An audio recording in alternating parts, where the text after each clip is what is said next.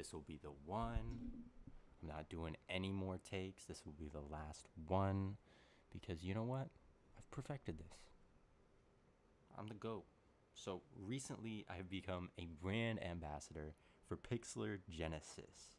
Now, Pixlr Genesis was created by Pixlr, and Pixlr is one of the world's most popular photo editing and design softwares with over 500 million users worldwide. These guys built an eminent metaverse art museum with 10,000 pieces of NFT art from artists around the world. Now, over the past year, I have spent a majority of my time digitizing and archiving everything I have ever created through NFTs on the blockchain. Now, in this Pixlr Genesis museum, you will be able to view my archive in a beautiful new age museum, along with loads of other art and great artists. Along with that, you can gain access to premium NFT releases, community tools, and a network of artists and collectors to join and learn from. Go check them out. Pixlr Genesis, I love you. Peace.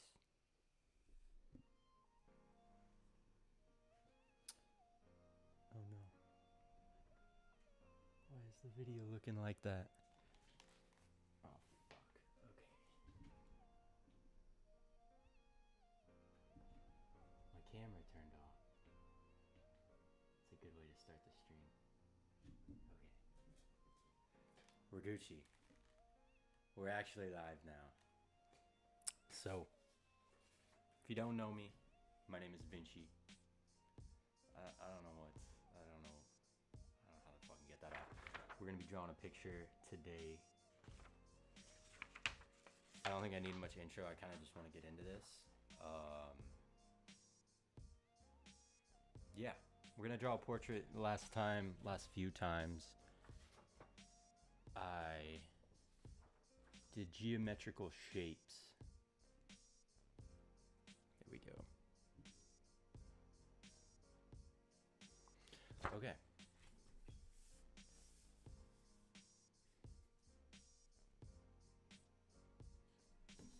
But I think it's a good turn of events to do a portrait.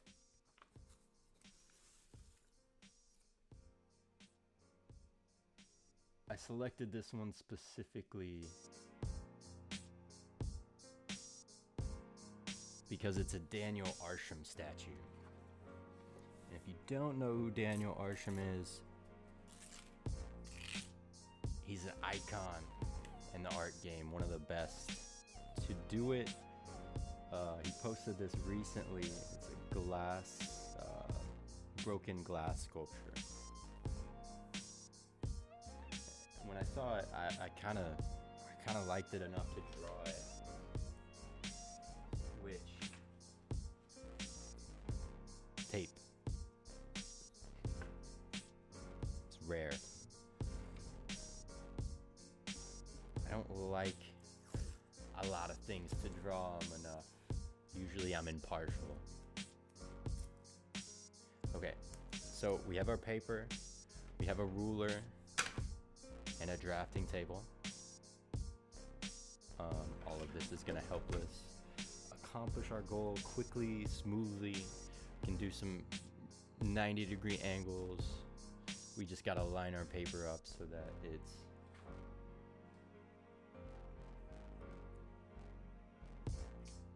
square.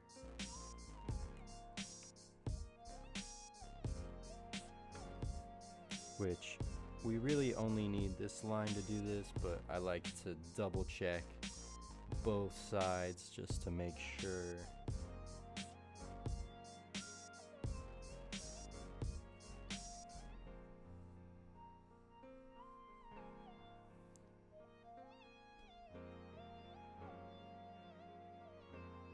Sorry, this is really a one-man show. I gotta like adjust everything and do everything myself. It's cool. It also means I own everything. I don't have a network or a label over me or an agent telling me what I can or can't do. get to do everything, make all the creative decisions. CEO, if you will. Right. Now our paper's not going anywhere. Fresh, new. And the next thing I like to do is, I don't really have a name for it, but you're really just framing the painting up so that you have a matting around the edge. You have a nice clean space to work in.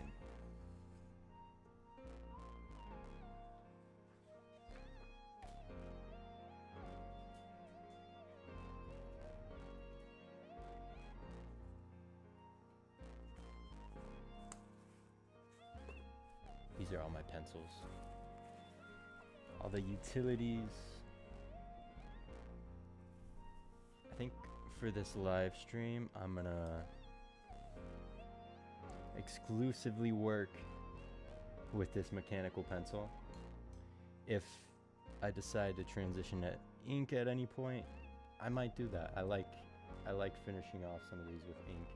Sketching a nice rough outline with graphite, then going back over it with ink to really solidify it and finish it off. But starting off, that's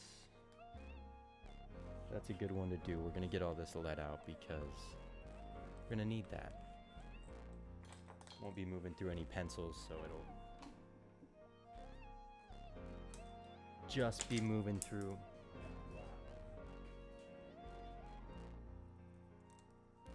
So I'm sticking with 4 main ones. We got 3H, this is the lightest one I'm going to use. We got an F, 2B, 4B.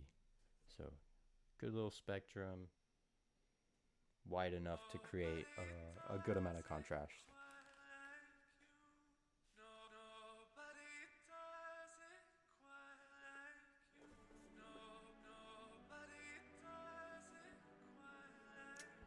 Froze again.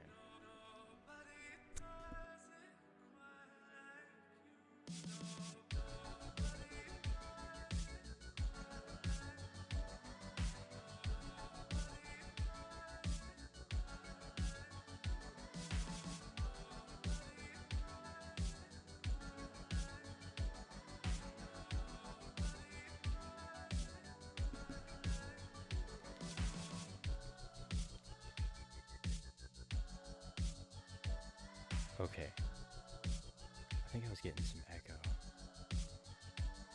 That's much better, actually.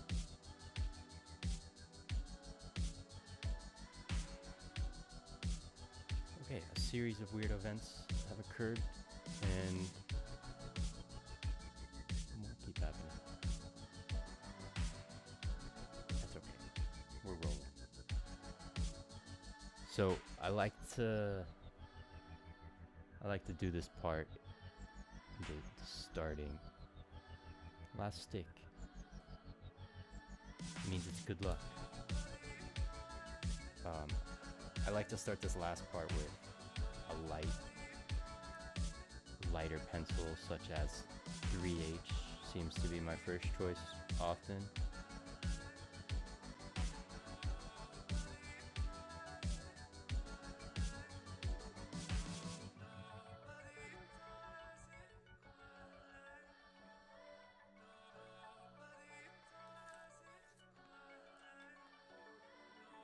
Because I can make mistakes, and if you do it with a light pencil, it's easy to correct them.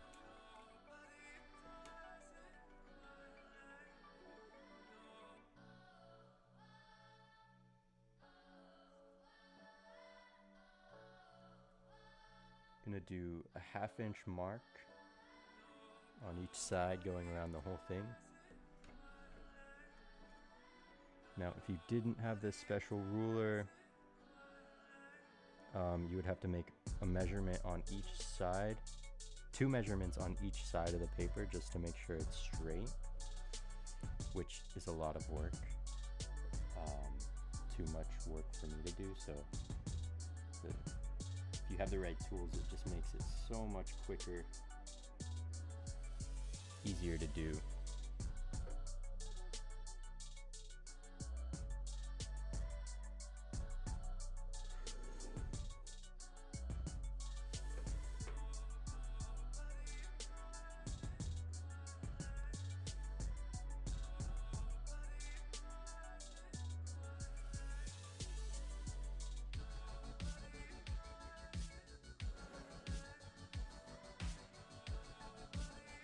Doesn't look right.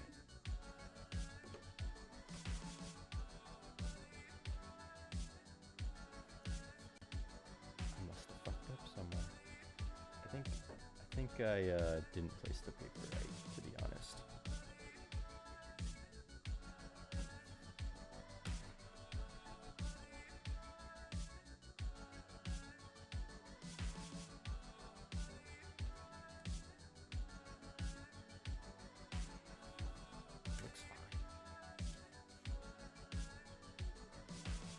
This one line got so far off though.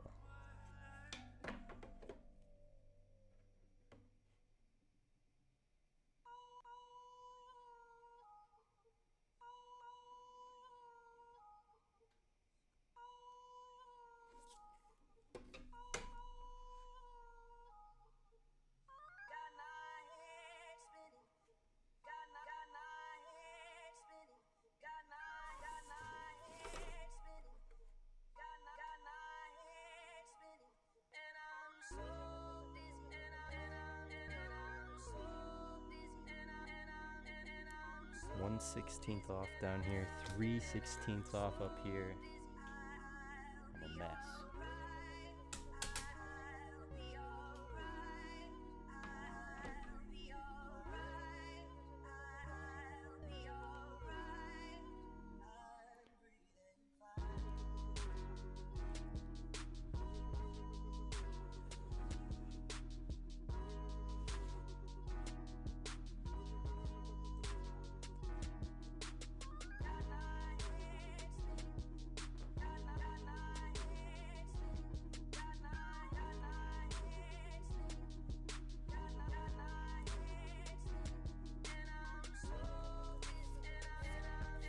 Like it never happened.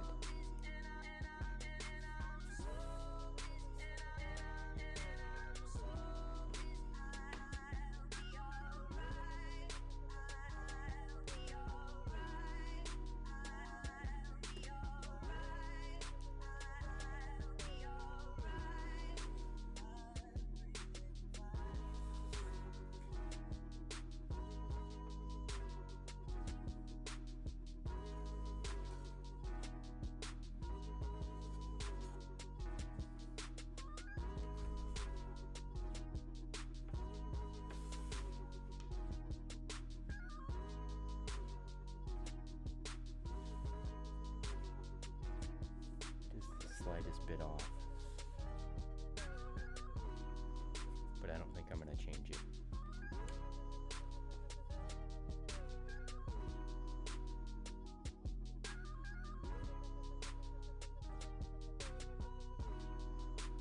Now, we got a good matting around the paper. It's a little wonky, but the next thing we're going to do is draw diagonals from corner to corner.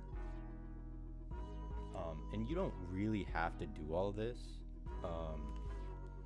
I typically find it's just easier to develop a drawing after you've set up your paper to do a drawing.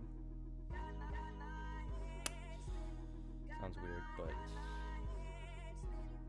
you can just draw with an empty background if you're not feeling inclined with a ruler.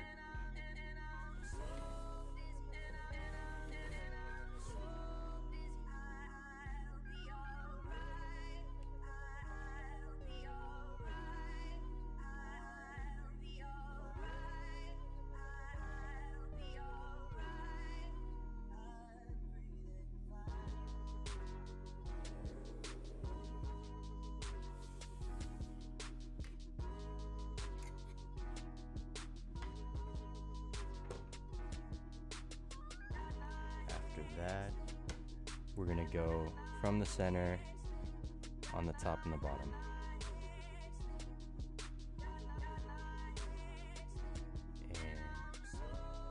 other side as well.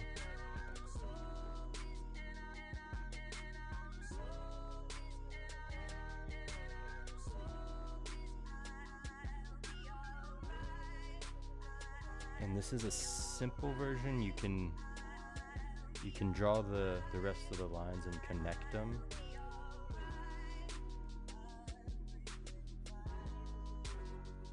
For a pretty straightforward armature of the rectangle.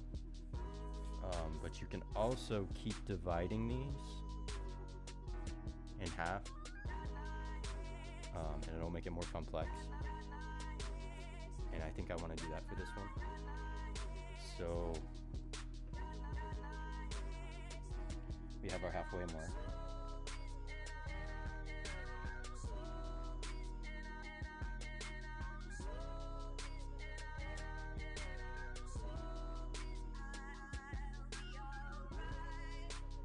So we have slightly off.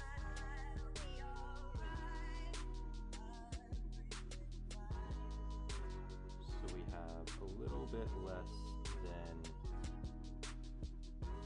2. Only slightly 2.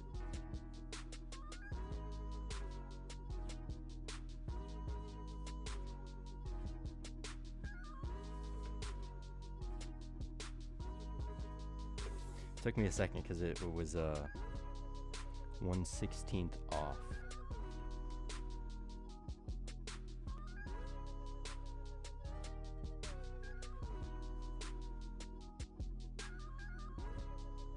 So we're going to do the same measurements on the other side, and then we have to find the middle on the top and the bottom. Again.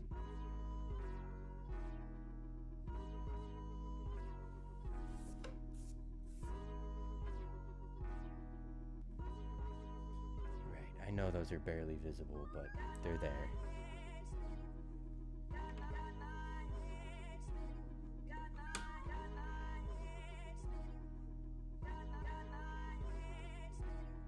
This is a 9x12 paper. Anyone was wondering. So we got 1, 2, 3, 4, 5.5.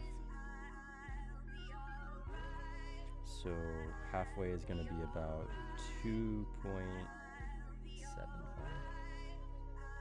think that's right. Yeah, that's right. And the way you can check your math is if you measure your halfway distance from each side, it should be the same measurement. So we have 1, 2, 75. 1, 2, 75. Yes, that's correct.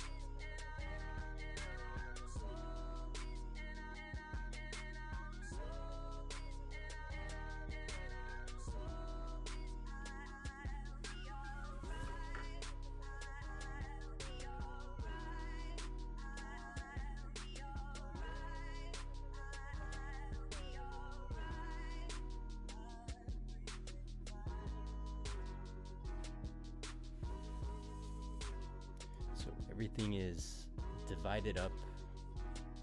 Now we have to slice it up. Like Anthony Fantano. The way we do that is just from every corner, we're going to draw to every single measurement we just made. All available ones.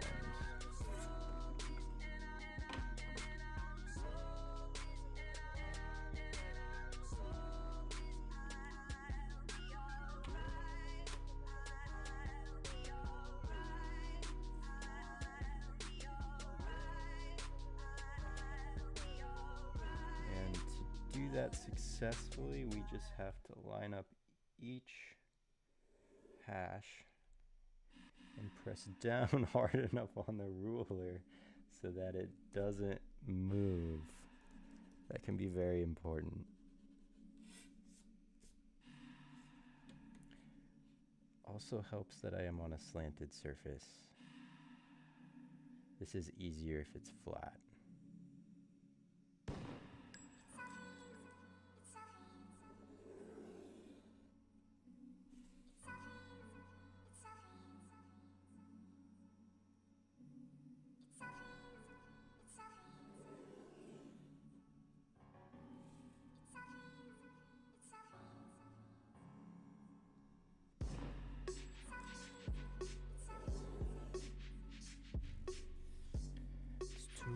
Slices.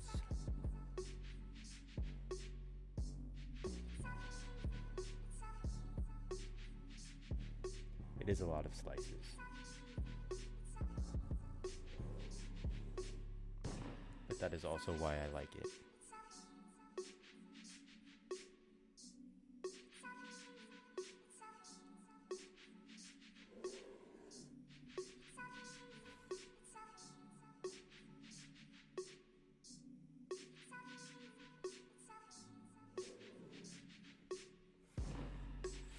Okay, that's one corner done.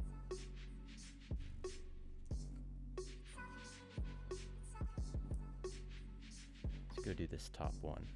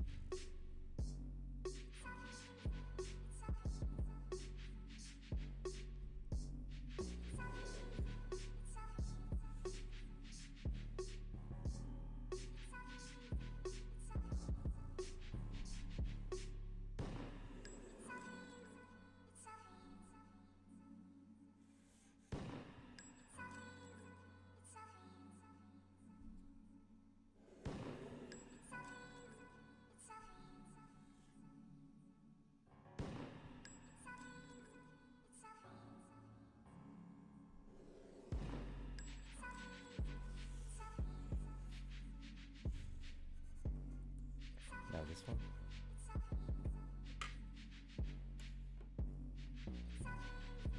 Double check just to make sure.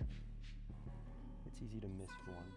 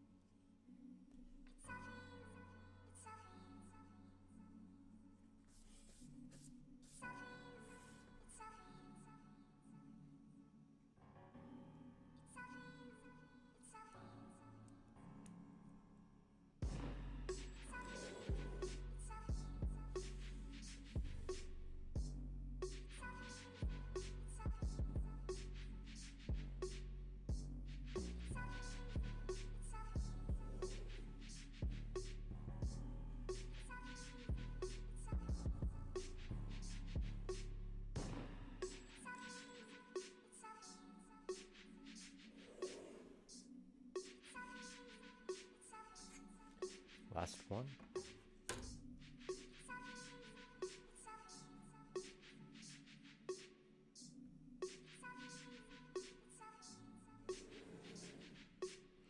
If you're just joining the stream, my name is Vinci. Welcome. It's good to have you here. It's good to see you here. Subscribe, like this video. I don't get a lot of viewers. We're just growing. We're just starting this. So any support, any help you have is greatly appreciated, because this is a new thing and I think this is the future. I think I'm going to be doing this for a good amount of time.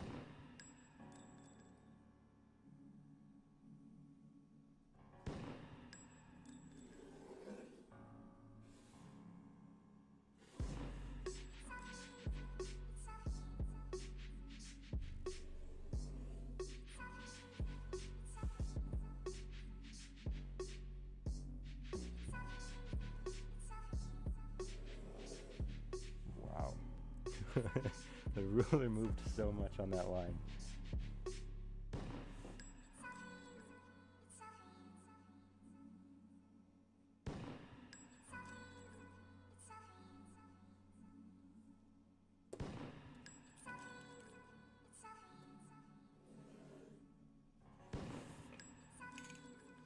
Okay. Now we have a nicely matted, perfectly geometrical rectangle to create a drawing from.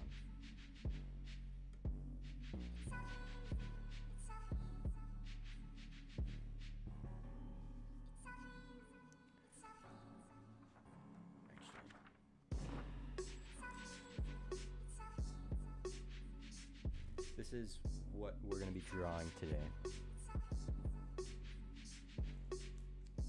I actually want to put this up on the overhead for you guys, and kind of for myself so I can reference it. One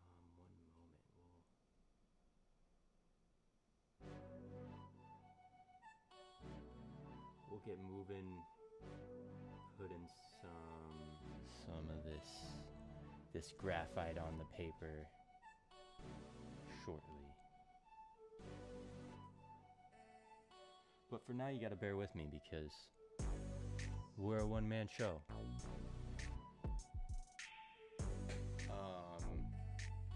Mostly because I don't like other people. I don't need your input on my creative vision, you know?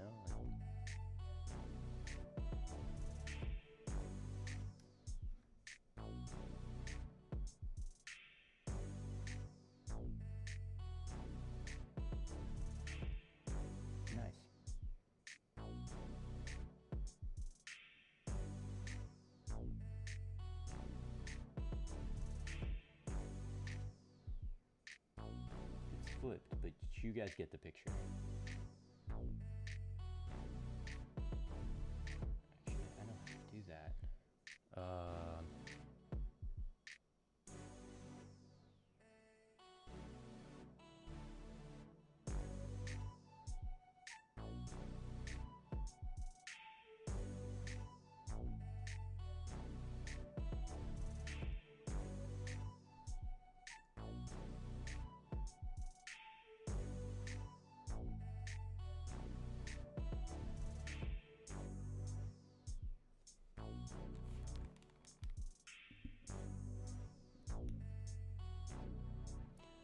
Okay, let's go.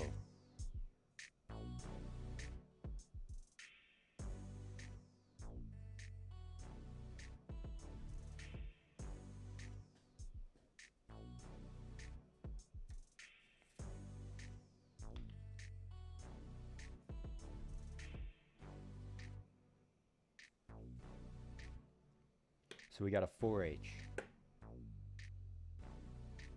and a mechanical pencil, and the next step, since we have all this down, because what all these lines help us do is they help us put our composition together in a way that's eye-catching, helps you draw a viewer into a picture instead of a viewer just looking at a painting, you know? You can look at a random painting and it may be good, it may not be good. If it's not good, it probably doesn't draw your eye into it or captivate you in any way. So ideally we want to cultivate some captivating imagery.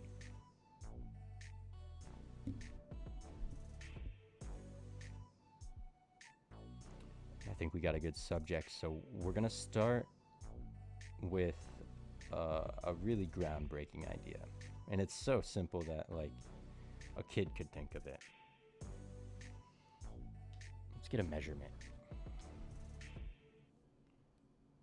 So we're gonna measure from top to bottom, or not top to bottom. We're gonna measure the width of it, general width. And from this width, we're just gonna draw a square. And you guys can barely even see the line I'm making because I'm using a 3H graphite stick in here. So it's super light. You don't want to be doing this incredibly dark.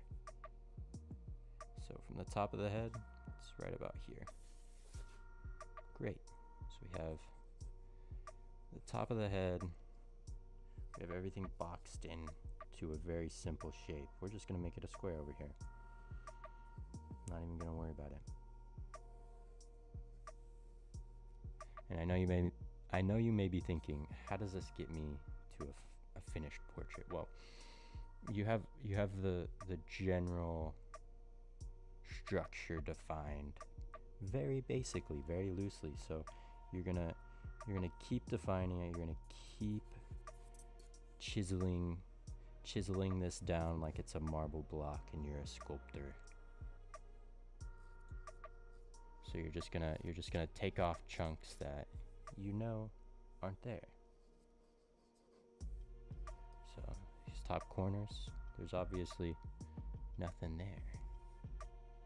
So they don't have to be there. In this face we can just define as a swooping line.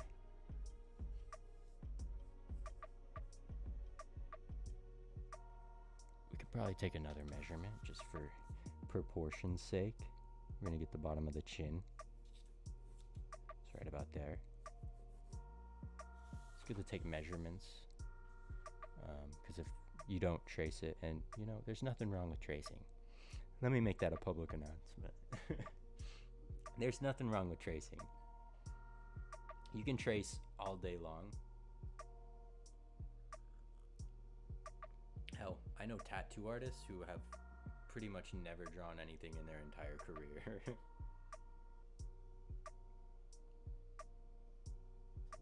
Freehand, that is. But I just think drawing is a fundamental skill. You need it, you should have it. If you're doing any type of creative work, you should be drawing.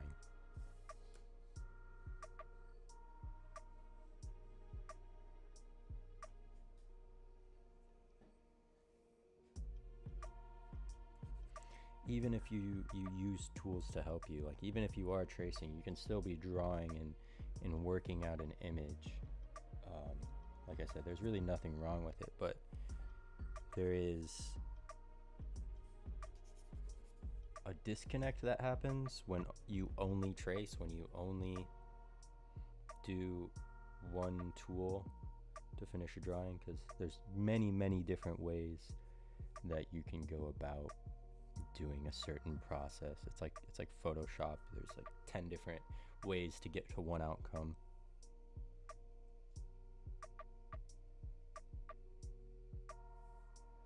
So the bottom of this chin is roughly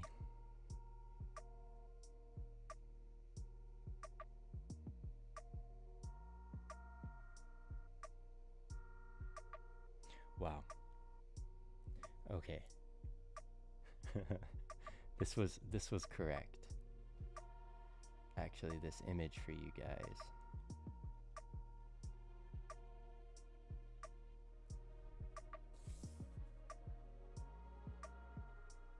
I'm so confused because the overhead camera is flipped. When I'm looking at the display, it's tripping me out.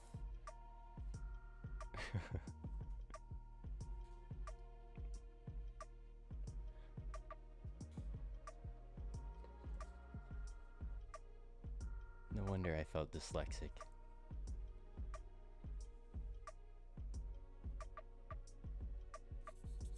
So like we've been doing, we're just gonna keep defining these shapes very loosely. We're not too focused on any detail. We're not going into the hair. We're not really even going to into the object itself in this stage. You're just looking for the outline. You're just looking for the silhouette of it almost. I'm gonna take another measurement. This isn't this is not the most accurate way to do this, but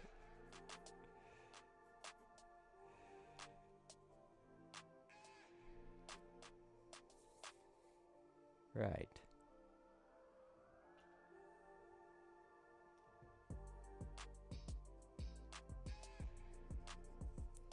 We got the shirt collar, and we're going down her back.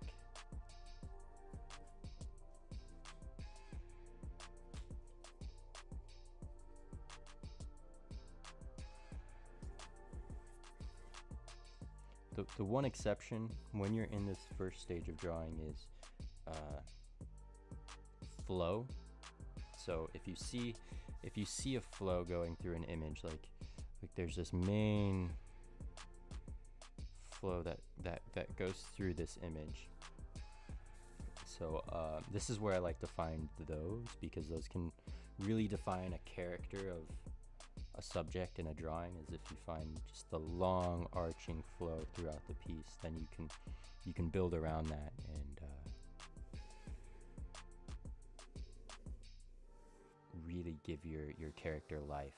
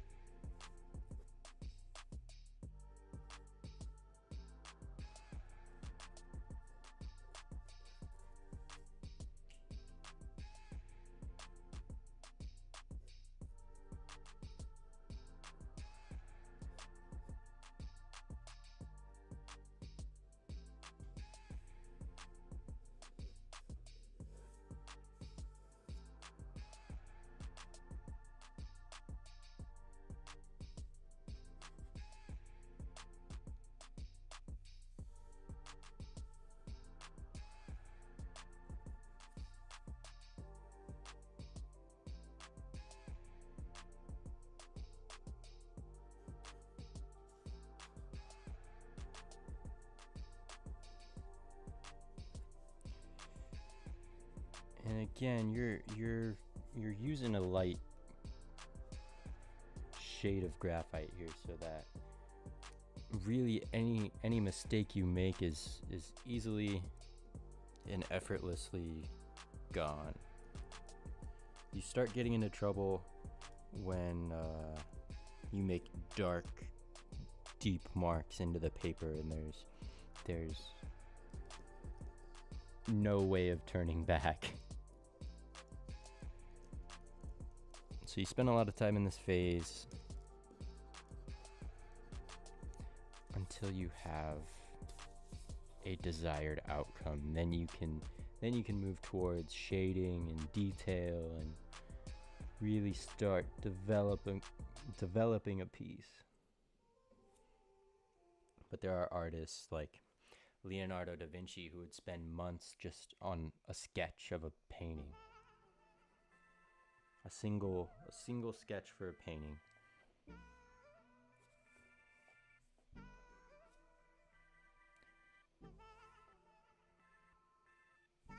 I typically go fast just for brevity's sake.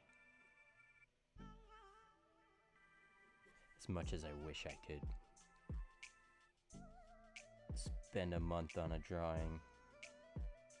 We live in different times, and there are different rules, especially in art.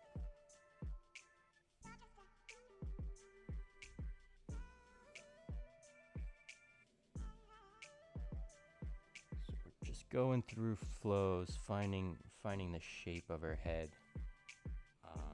As I can see, I'm pretty far off on the width and angle. I think the first stroke I made was right.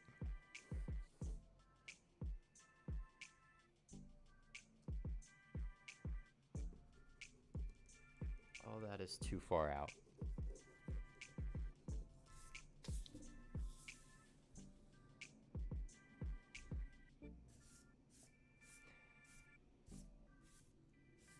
And this is episode 2, so all the kinks are being worked out. This is a learning experience for me. It's really taken a lot just to get to this point where I'm sitting right here. But this is a really exciting future. I'm like blessed just to experience this, because I finally got a space I can work.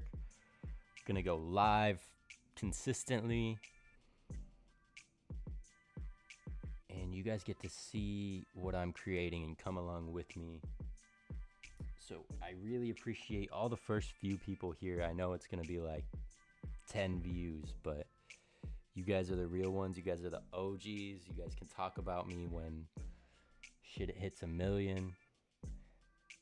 We're getting there.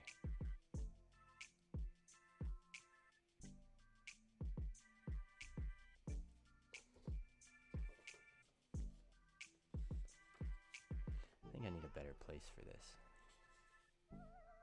There.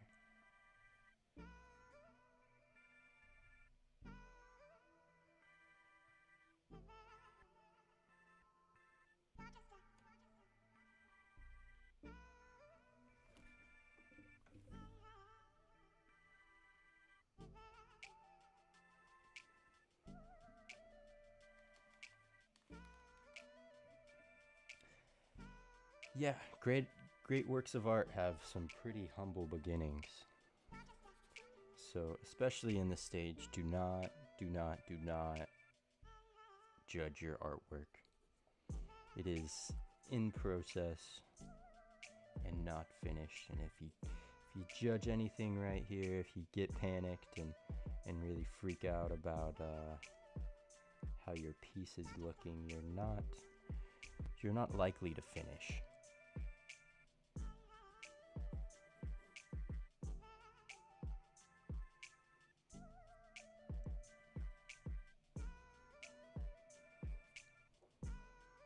And in the atelier, where I learned some of these different drawing techniques, they said you do not ever crash and burn in a drawing. You always keep moving through it, keep fixing things, keep changing things, keep working toward your desired outcome. And everything in between is just progress. You're just making progress. You're just making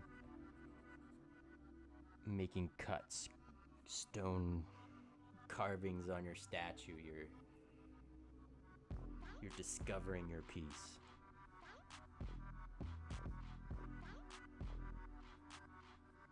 And your first marks aren't usually correct ever for anyone. For especially beginners. So you can't be afraid just to work through some of your mistakes. Try to see where you messed up. Try to see how you can do better. And I have found the more independently you can work through this process, the better. Just because I tend to ignore other people's criticism, no matter how correct it may be.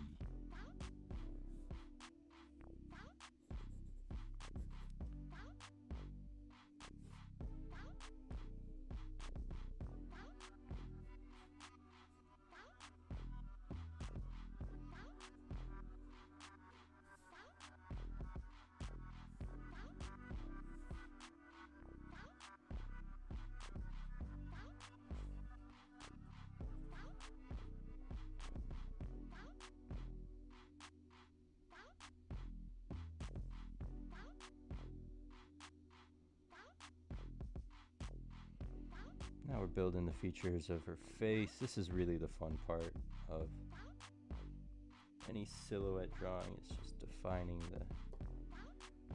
the details, building the structure, finding different forms and shapes.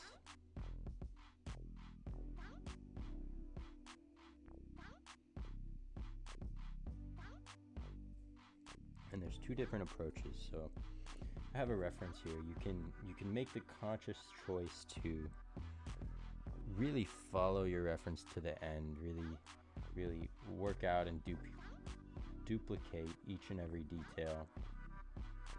Or you can take a reference and you can start changing things. You can really turn it into your own vision. And I think just for this one, we're gonna stick to the reference.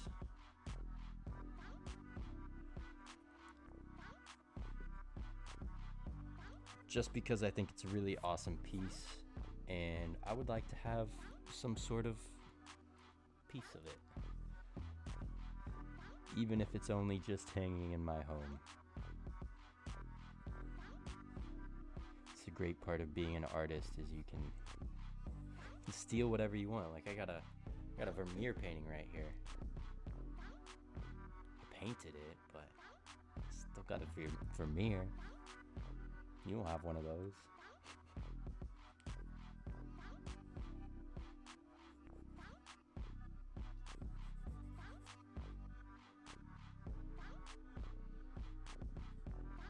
That's something I would love to do, is just go to a museum and create a replica. If there's any museums watching, listening, hit my line. I want to come visit. I'll fly out.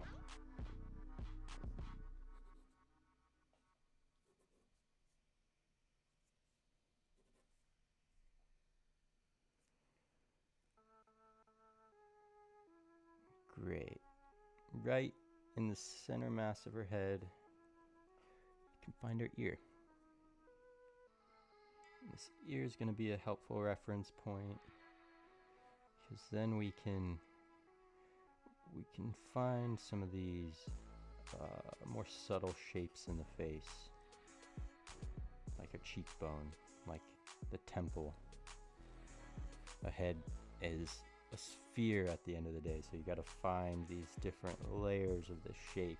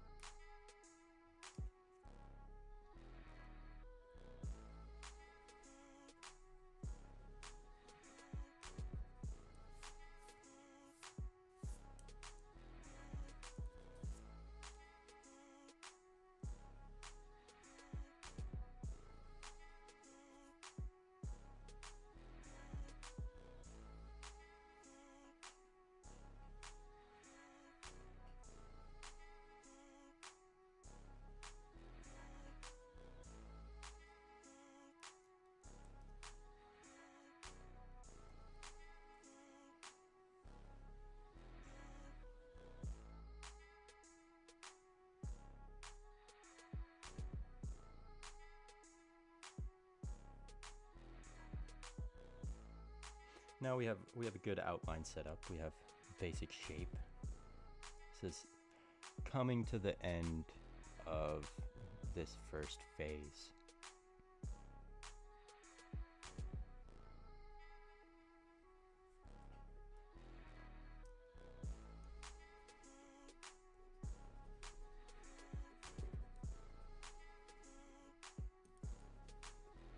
In this phase, we can begin to soften up some of these marks we've made.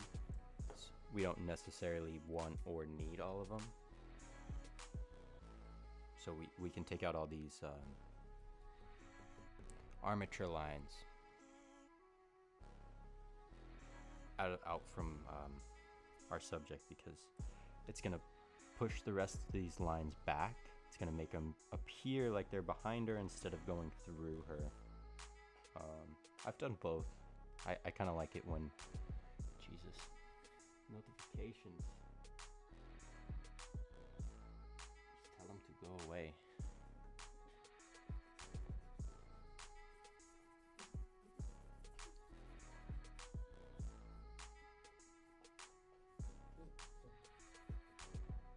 Yeah, you can see how light this initial square that we drew was. That was defining this shape. Another thing I learned in this drawing atelier that I was in,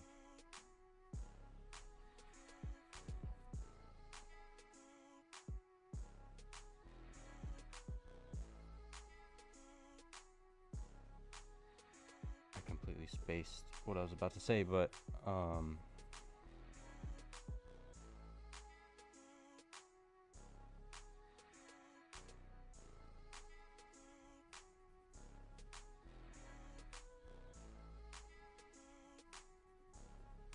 oh yeah, this technique, this first step, if you always do this first step, I was told it will take like 20 years off your learning time and learning how to draw.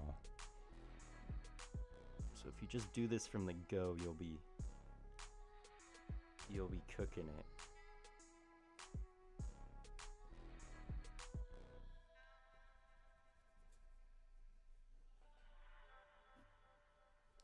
Once we get some more of this erased, then you can really see the status of your sketch. You can see where you really are.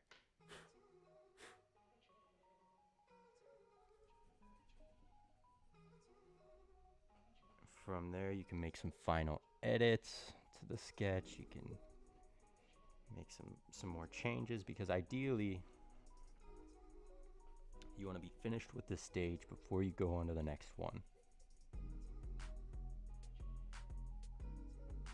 You don't want to be trying to sketch your subject while you're shading or while you're building the form. When you get your sketch finished, then you can move on to shading, because if you try to make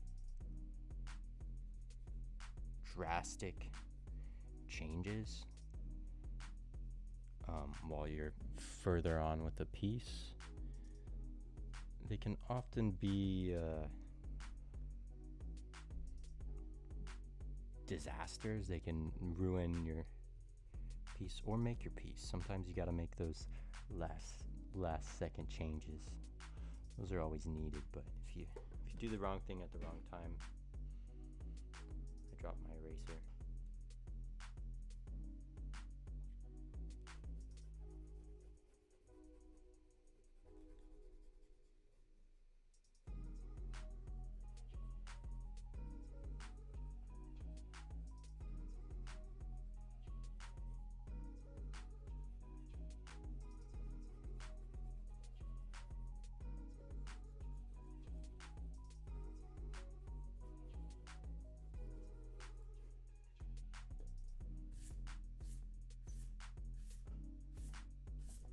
Right.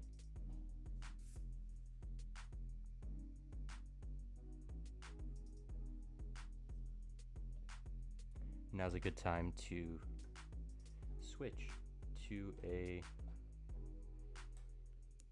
softer graphite. Is that what you like? I feel like that's the right thing to call it. I feel like it doesn't have another name, but at the same time, I also feel like it does have another name.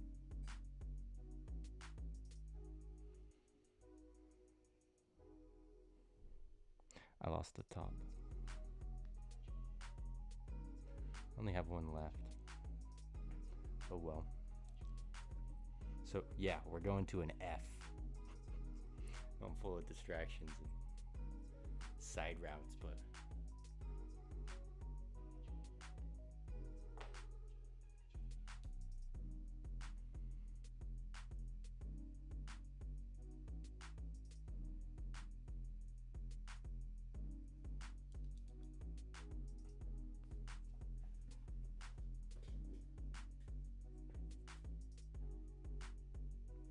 Nice. So this is usually the last step I take for the outline is I erase it and I clean it up.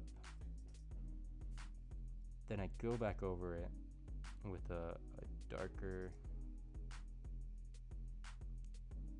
lighter lead.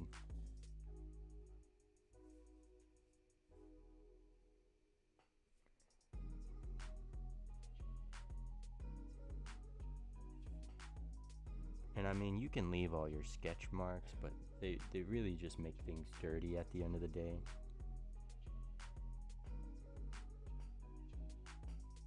But I've seen people pull it off. So you know what? Like, do whatever's comfortable for you. Everyone will try to tell you how to make art.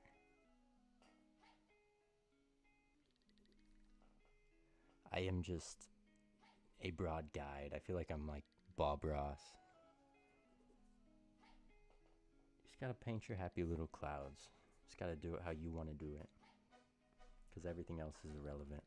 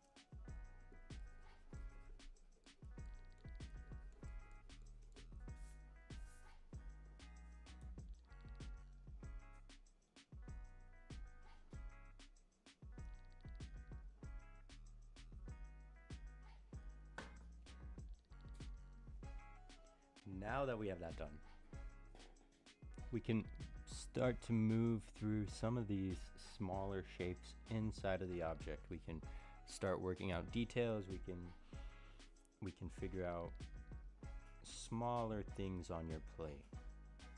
Because we have a basic form, looks about right, nothing looks too far off. And like, you can always make changes, but you just want to get things out of the way. You don't want to leave knots untied as you're working. So the more you can get stuff, I don't know a better word other than finished, but that's kind of what you're looking for. Is you don't want to be creating more problems for yourself to deal with later. You want to keep yourself at a point where the marks you're putting on paper are somewhat finished, because we are at that stage in the drawing. So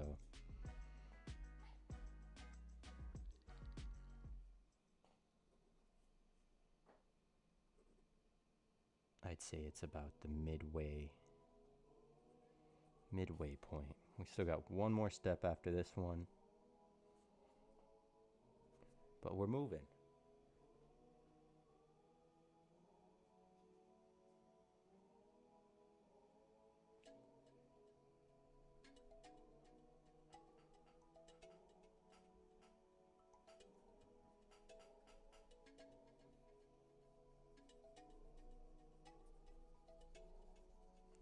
Still some lines in here. It's okay.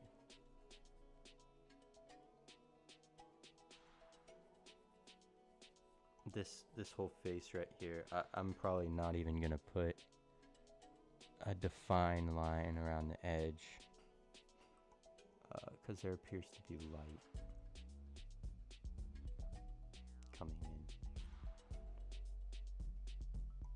So we can make a nice soft sfumato.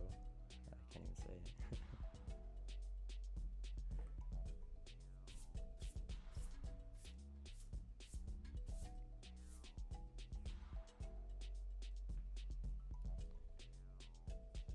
Probably one of the more eye-catching elements of this piece is this braid and this flow twisting up onto the top of the head.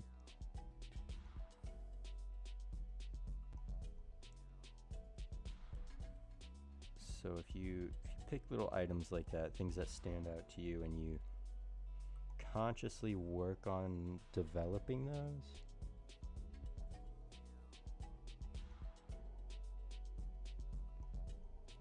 you can introduce a lot of cool things to your art.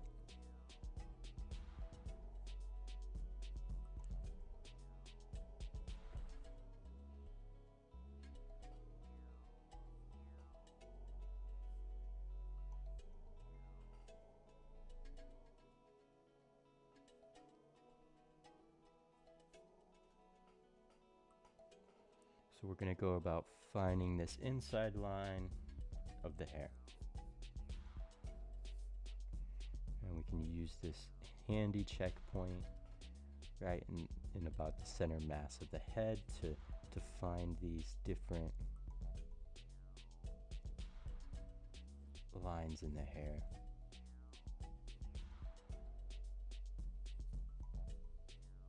Because hair isn't a static thing. It has a lot of movement, has a lot of flow, moving pieces, moving parts. It's always shifting or blowing in the wind.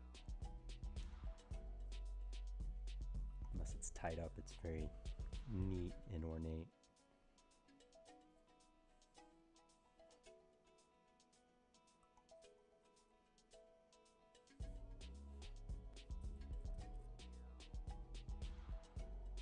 But right here, I'm not trying to go into the most detail. I'm just trying to find the big basic shapes that I can then go into expanding in the next stage of the drawing.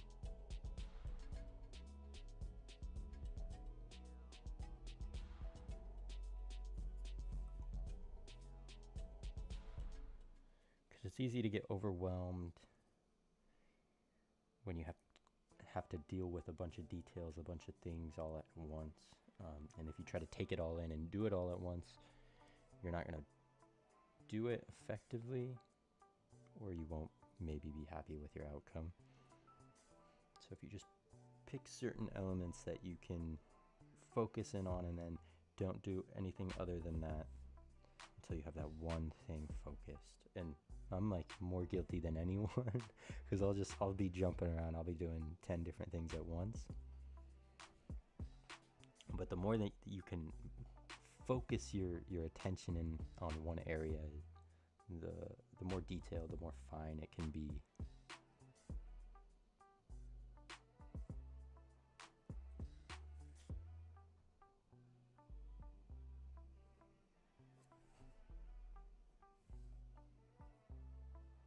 As you jump around from detail to detail or thing to thing, without ever actually finishing anything, you're creating more problems for yourself,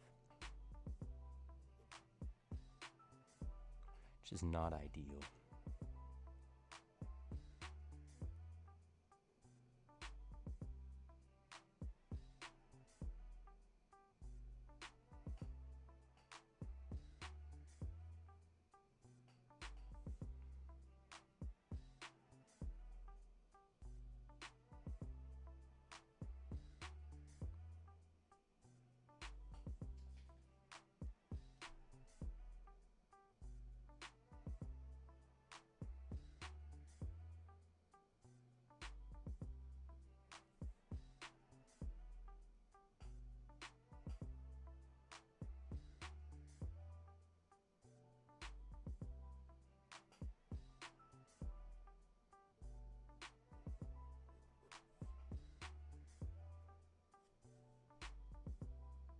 But I am under the impression that you're not ever making a mistake. It's all just a continual learning experience.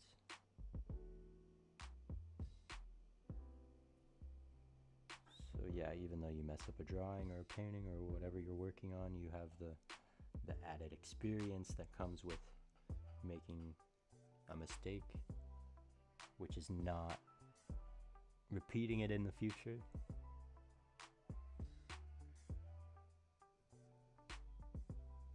Hopefully, anyway. Usually we take a few times to learn a lesson. Doesn't always happen right away.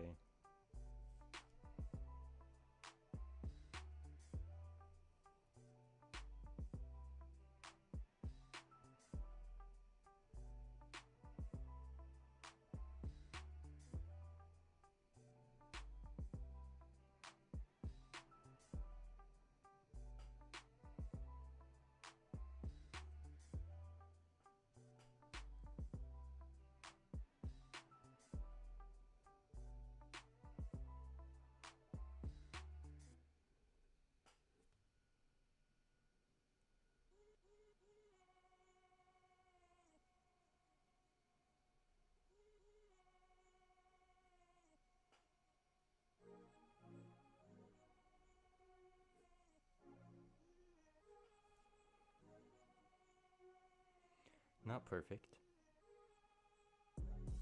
but it's good.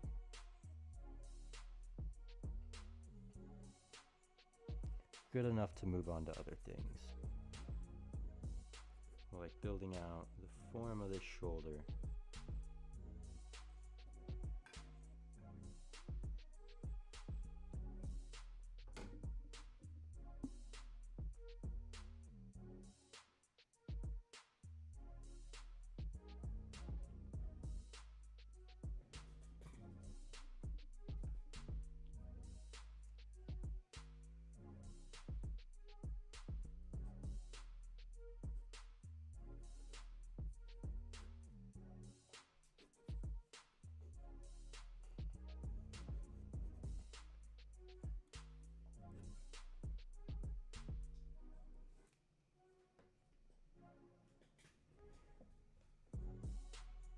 In this phase, you can go about defining different shadows that move throughout your form. But if you do that, you have to probably take care in the future to erase them, because if you shade over, like, okay, so this line, for example, right here, draw a line just roughly, loosely defining the edges of a shadow. shadows don't have that hard edge. So if I were to just fill that in right there, it wouldn't look right because it has this super hard line that you drew. So you have to come back and either soften them or erase them or whatever you're gonna do to it. I like to do that just because it helps me see my form.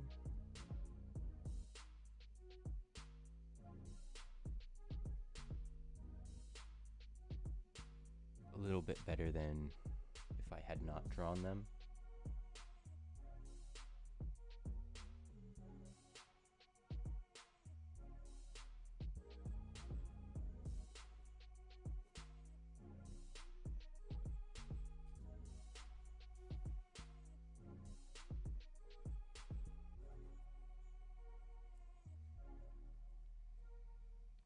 So if you look at the reference photo,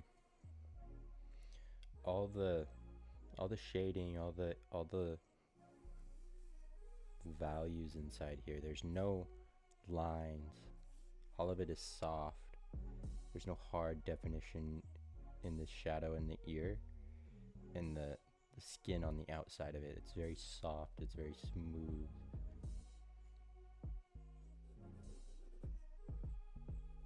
Typically you want to keep a portrait,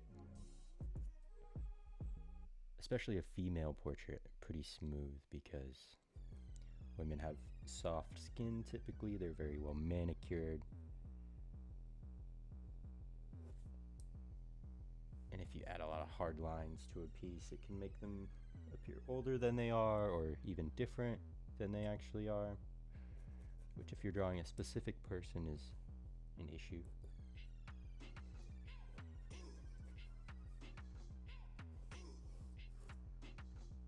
Let's get another song going.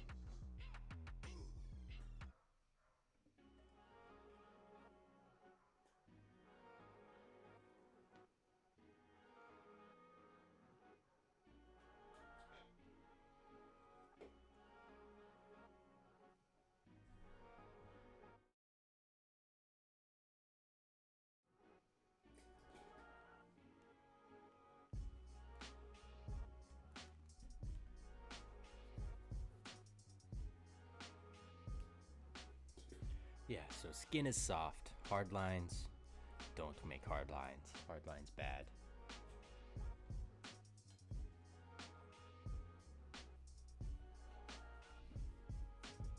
Even in this hair, I'm gonna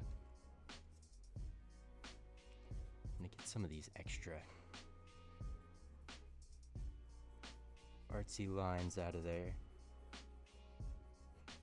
It's because I can go back over and smooth it out once more.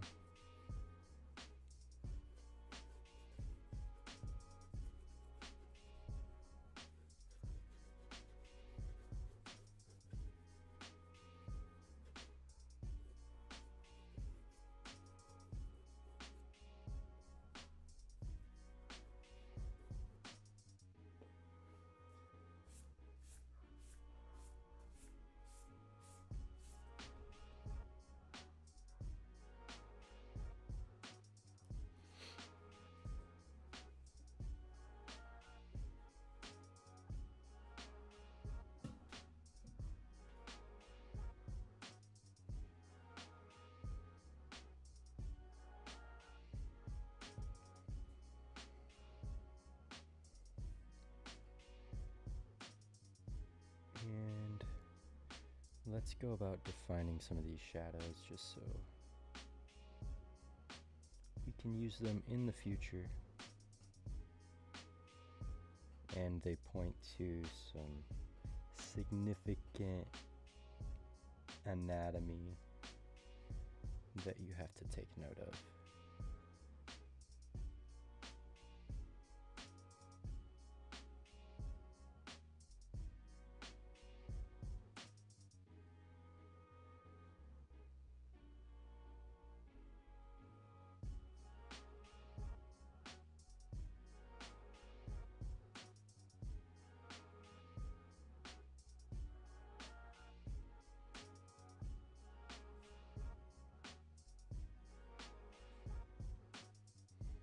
And again, keeping it light. Keeping it light because still got plenty of work to do, and if you start making hard, thick lines, you'll regret it.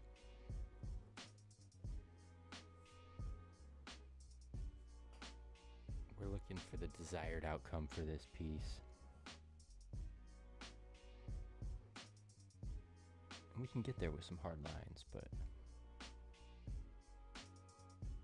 some of the development stages, you just gotta take them super slow. It's a first date. I've never drawn this image before, so if you rush through something you haven't seen before, you don't know it. And there's this get to know you phase with a drawing or anything you create. You have to know it to be able to create it effectively, or else you're just kind of shooting in the dark. Which you could do. Things just seem to turn out better when you know what you're doing versus you're guessing. And to know what you're doing, you kind of just gotta sit down and draw what you want to draw. There's no other way around it. Like, you can't read a book without sitting down and reading a book.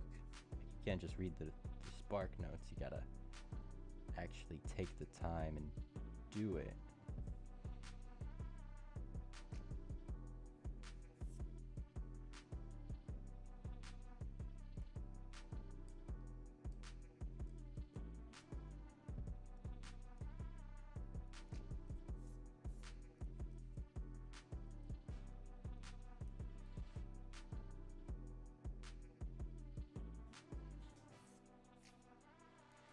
Now we got most of this laid out. I want to go through the hair, and I want to add some flow. I want to add some shape to it.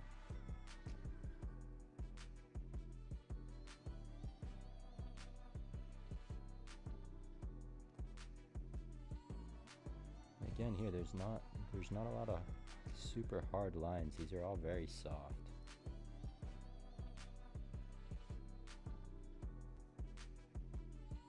Feature of the sculpture.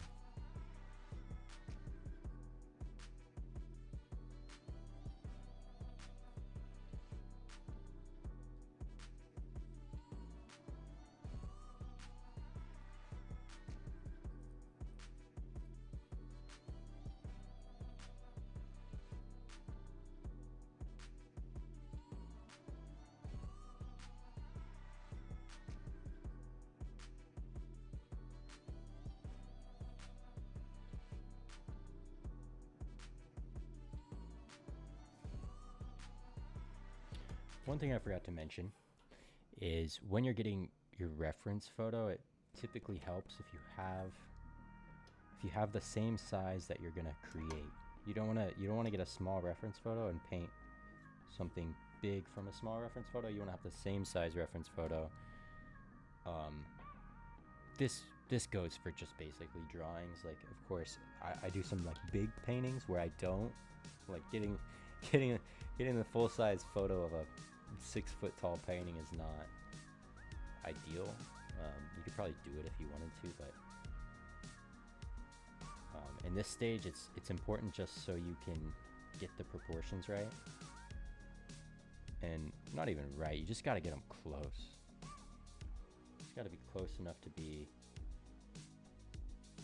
acceptable or recognizable, because like they don't have to be perfect. They can be off or wrong or whatever you want to call it. Because at the end of the day, you're creating a new work of art, even though you're using a reference photo. Dude.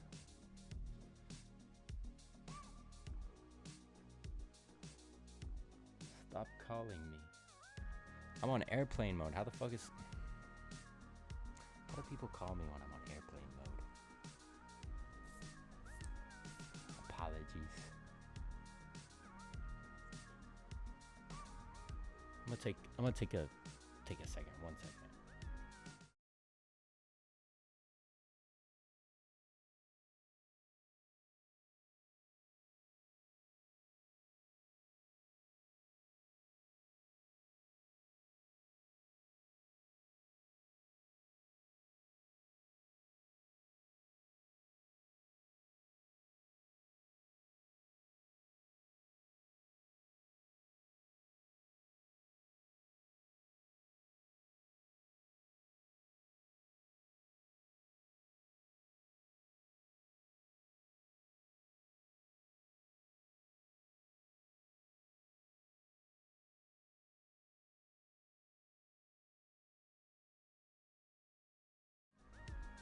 Okay, I don't know what that was about, but we're gonna keep moving because I want to make some progress on this. I want to get going.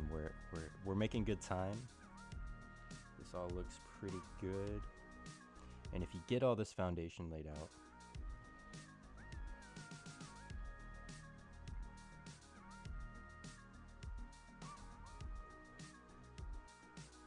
I'm gonna turn it on airplane mode.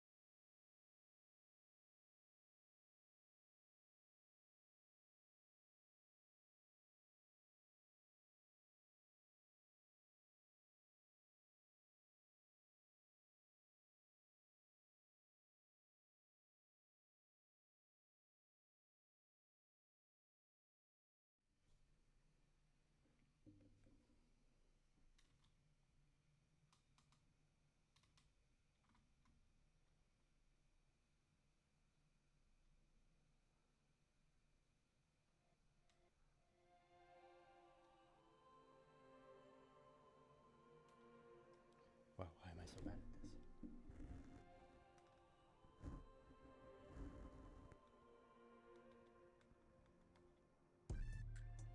Because it's inverted. That's why I'm so bad at this. Okay.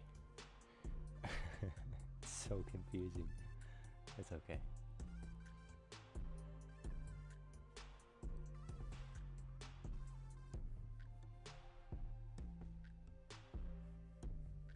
Now, I may or may not like some of these marks I've made.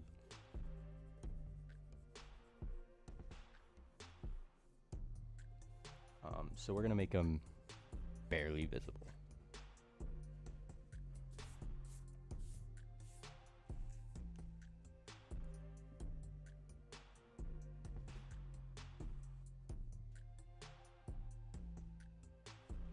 Because I want to go over this one more time just to make sure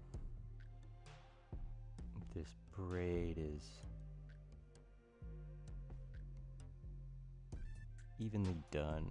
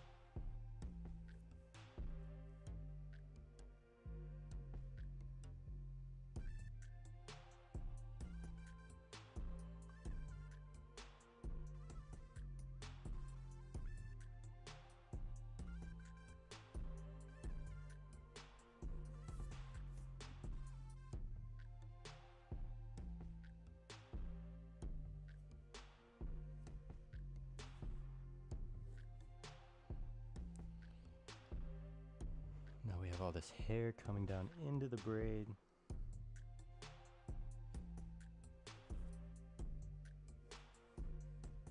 That we have to wrap around the head. Keep it nice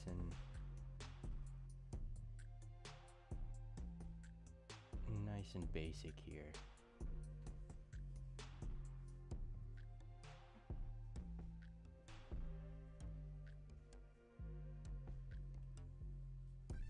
This braid looks weird to me, so we're gonna keep going.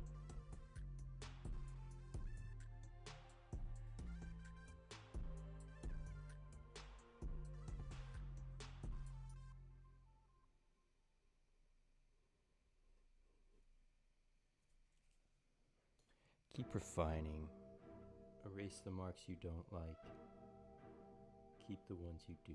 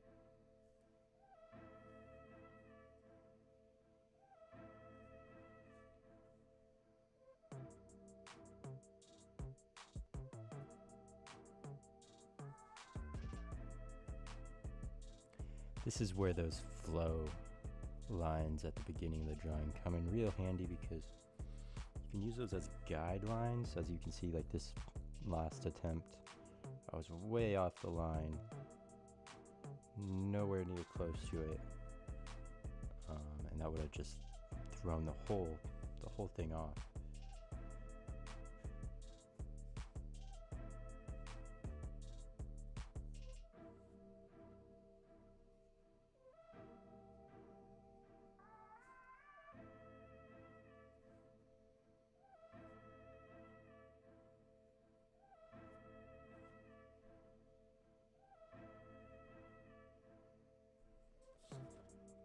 Let's double check.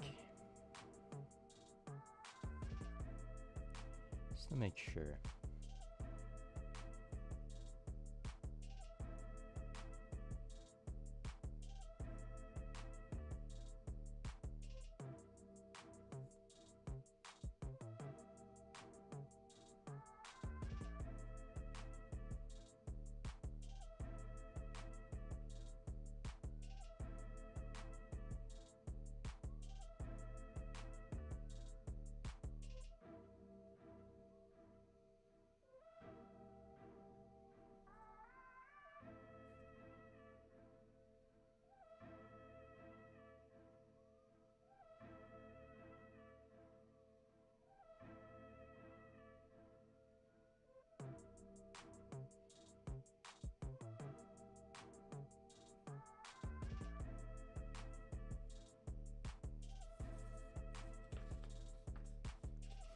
Okay, I think that's much better than the first attempt I took at drawing those, and I'm pretty happy with the rest of it. So,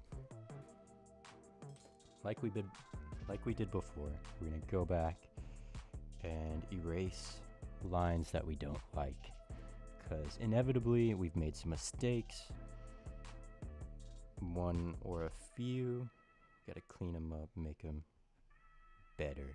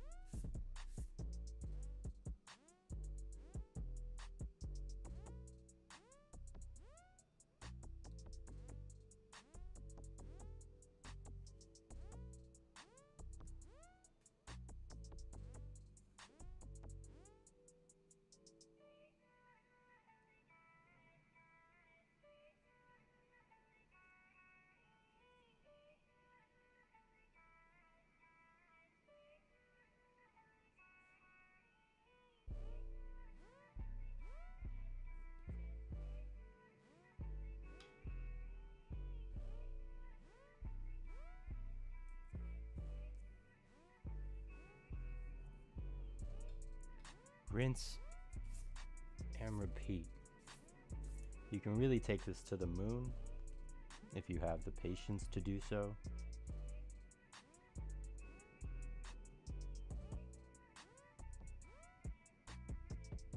And you can refine until it's quite literally perfect. You can spend hundreds, if not thousands of hours. But we're working with a limited time frame, so the less dilly-dallying I do, the better.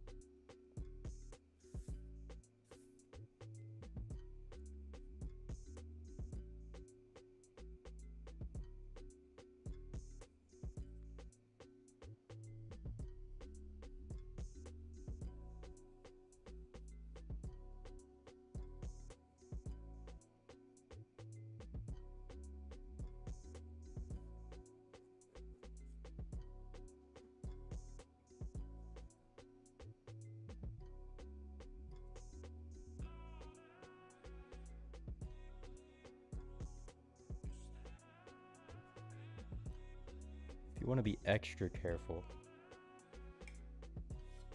you have a one-of-one photocopy of what you want to do. You can take measurements of specific things just to see if they line up.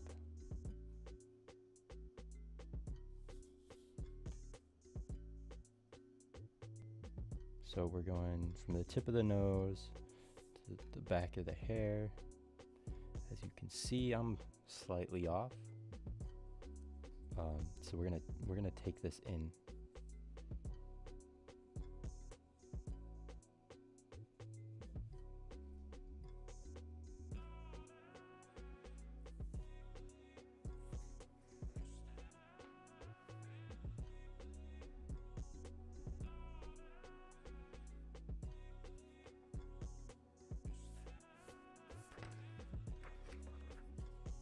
Let's do a couple more. Let's go from the back of this braid to the chin. We have about 2 1/4.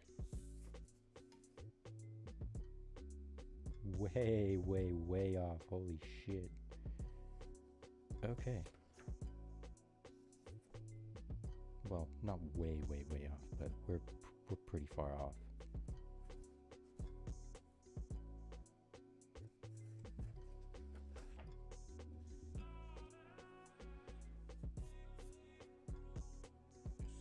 So here's the back of the braid. Then from the back of the braid we have this collar.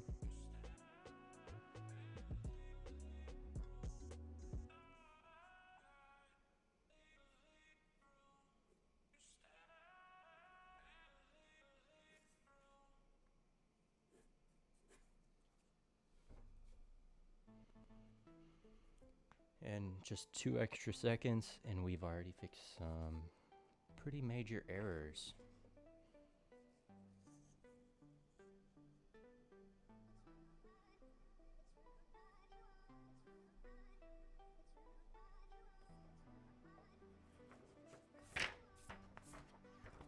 Very useful space of time spent.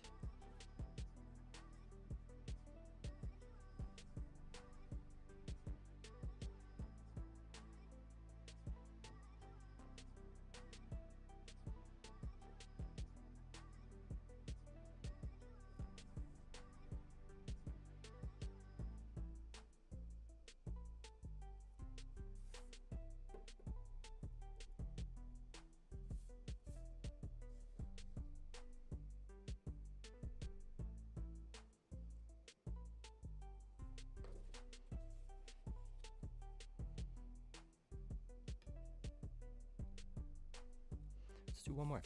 Why not? It's about 4 inches. That's just about perfect. One moment.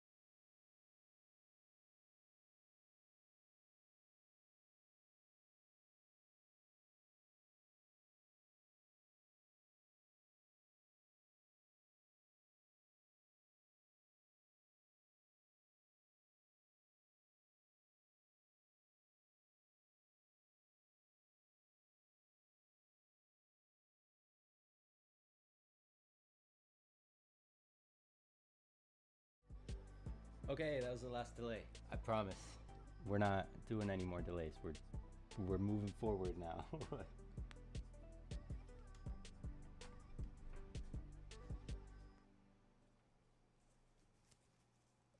Some of you may be wondering what this is. It's just a glove cut in half to keep my dirty little hands off the paper. Causes marks, smudges. They're easier to clean off if you smudge it with a glove versus if you smudge it with a greasy hand. Especially if you already have marks on the paper and you got a hand pressing on the thing the whole time.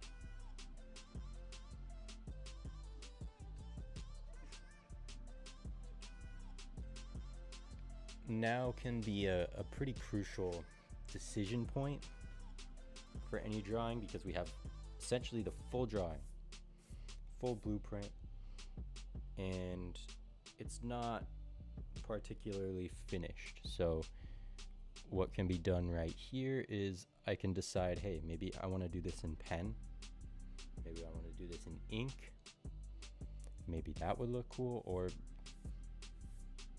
maybe just continue the drawing.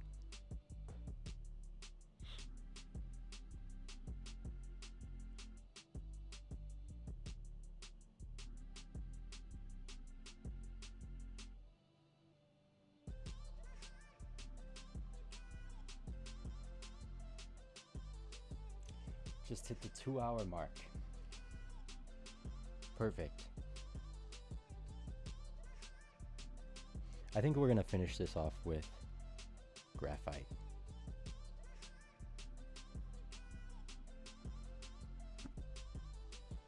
Just because it feels like the reference photo. It's very soft, kind of subtle. Even the core shadows aren't terribly dark. And we can take that all into consideration when shading this as we move into the final stage of this drawing.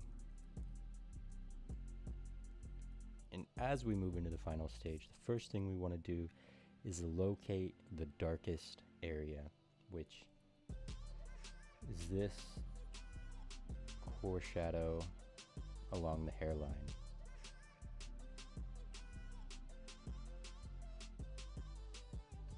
So we're going to develop the shadow first because it's the darkest.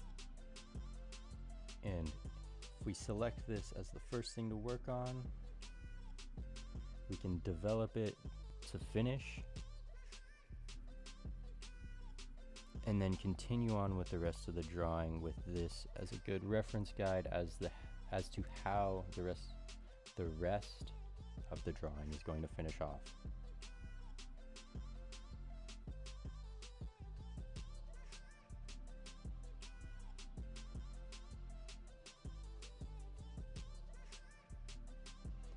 As this object is one flowing movement throughout her face, so it's all one piece. You don't want to have any separate areas or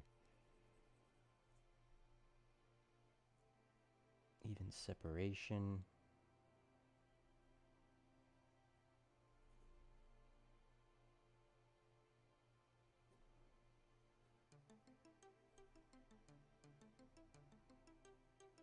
It can all be treated as the same form.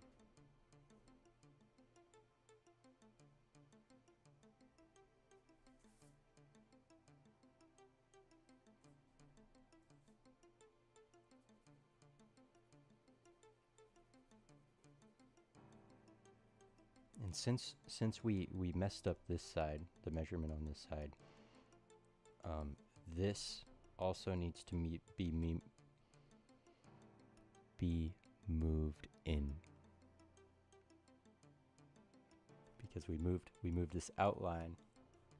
Now we need to move the shape on the inside because it is probably also in the incorrect place.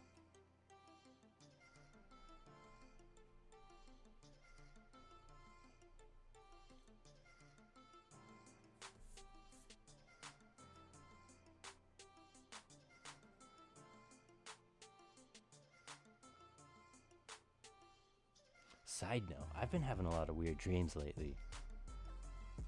I wanna see what you guys been having some weird dreams. Is it just me? Am I like crazy or something?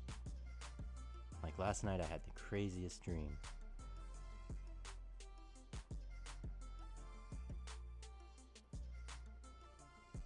Am I gonna tell you about it? No. No, I am not gonna tell you about it. What are you, my therapist? I don't even have a therapist.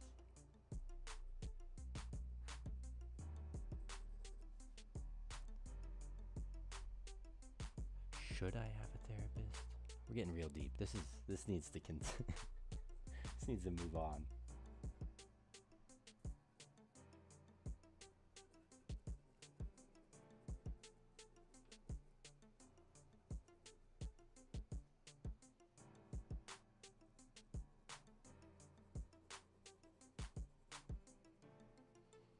Just coloring it in. This for some reason always feels like you're like a kid with a coloring book, because you've already laid out the whole line, so the last step is to just fill everything in.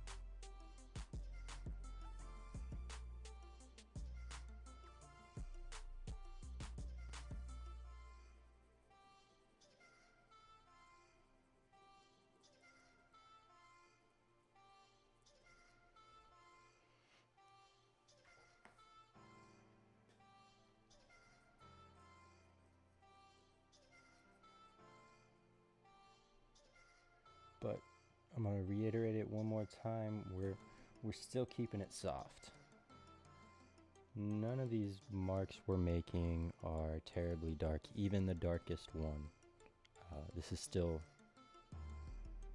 very light on the scale of marks that you can make.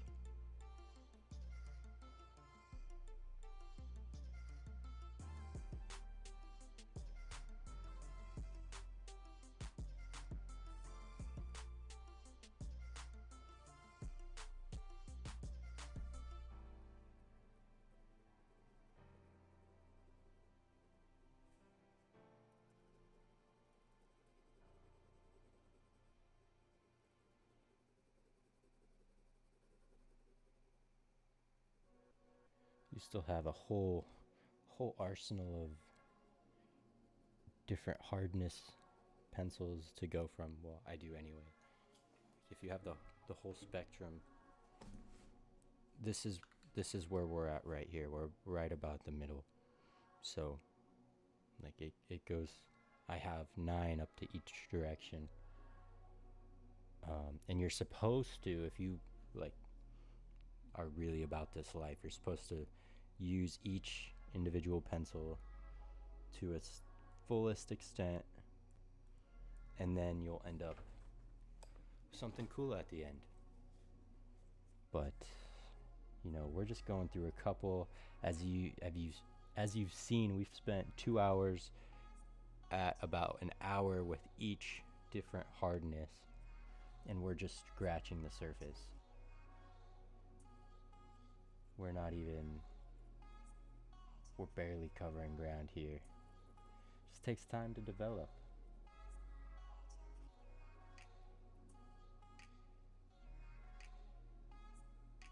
And you should not ever rush the process. You should always push it. Finish your artwork. Don't leave anything hanging.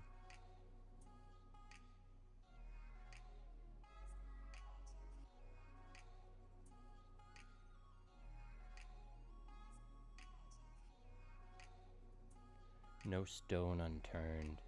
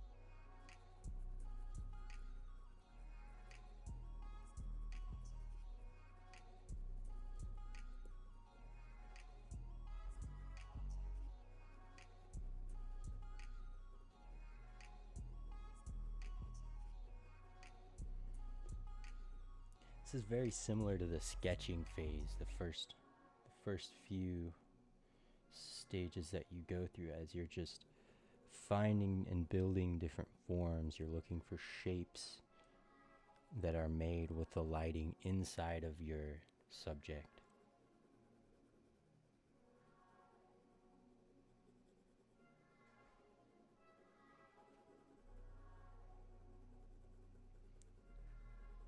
And some of these subtle shadows, it's really quite basic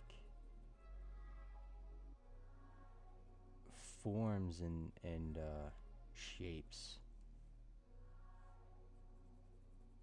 Your mind tends to make things a little bit more complicated than they actually are.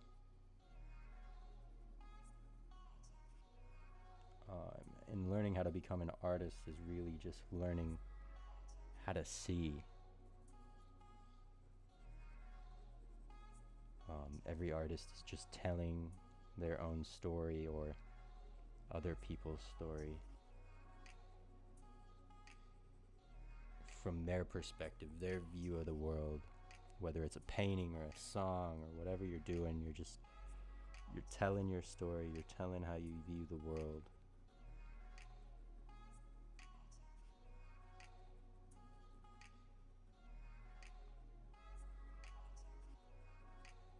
And if you master your medium, your way of doing that,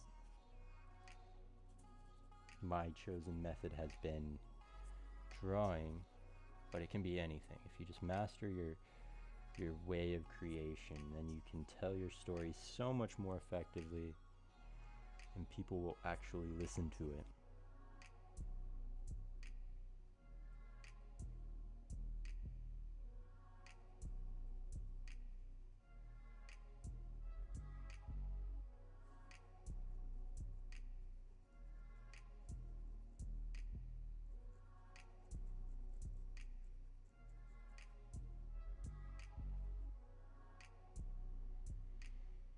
So we got a nice soft shadow in here.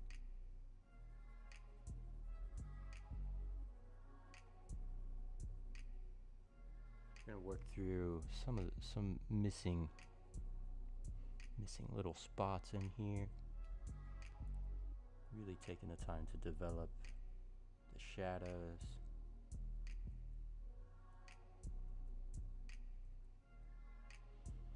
Because if you take the time in this step, the next step, I know I said there wouldn't be another step, but there's another step. There's one more. But if you do this effectively, the next step is nothing short of magic.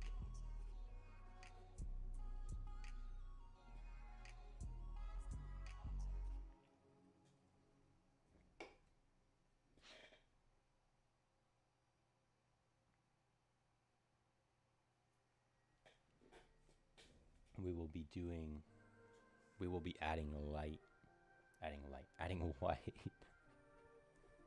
We're gonna add some white, but right now we're developing the shadows. And if we really, really just define your forms through your shadows, your highlights will make the finished product truly special. Because this is the reason why I used brown toned paper. Because I'm not limited just to black. Yeah, you can have a white paper, but you're just working with black and white. This you can go back in over with charcoal on your highlights, and this 2D form, this piece of paper will be transformed into not only a beautiful work of art, but something that appears to be three-dimensional. And the finished product is really why you go through all this effort. Like, yeah, it takes a lot of time. Like, these lines, when I first started doing them, I would spend like an hour just trying to figure out how to lay them down right. But once you get them up, the ground is broken. You're really set up for a spectacular work of art, not just some graphite on paper.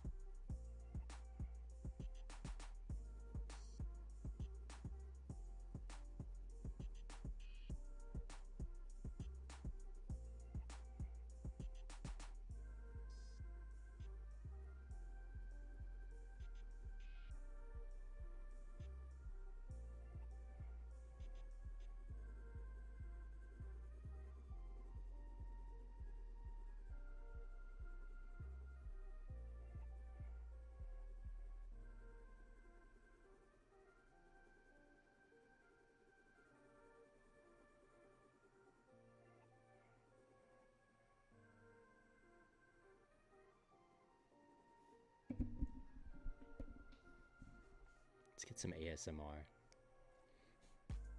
Cut the music. Okay. This is for my headphone users.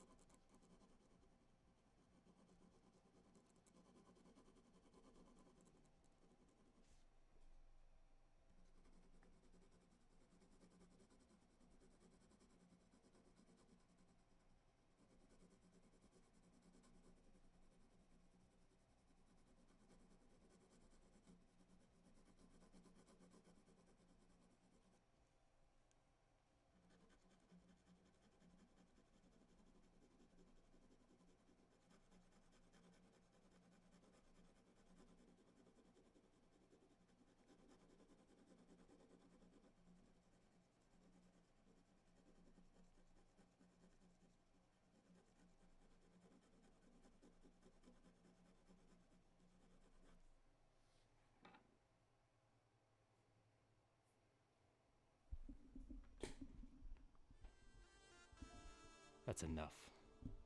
No more ASMR for you. Dirty freak.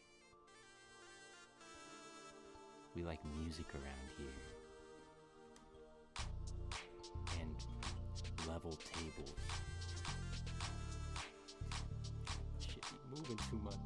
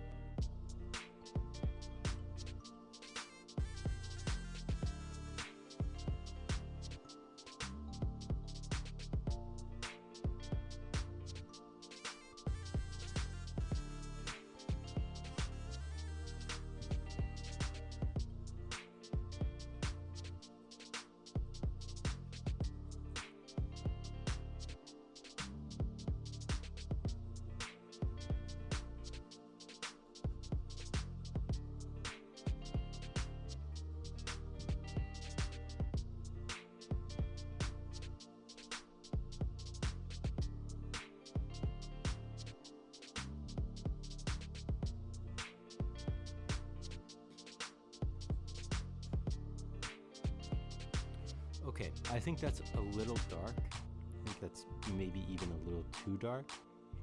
So we're gonna keep moving around this drawing, and we're gonna start developing other places because I enjoy its current place, and overworking an area is a very real thing, and it happens quicker than you can expect. So sometimes less is more, even if it is unfinished, you know?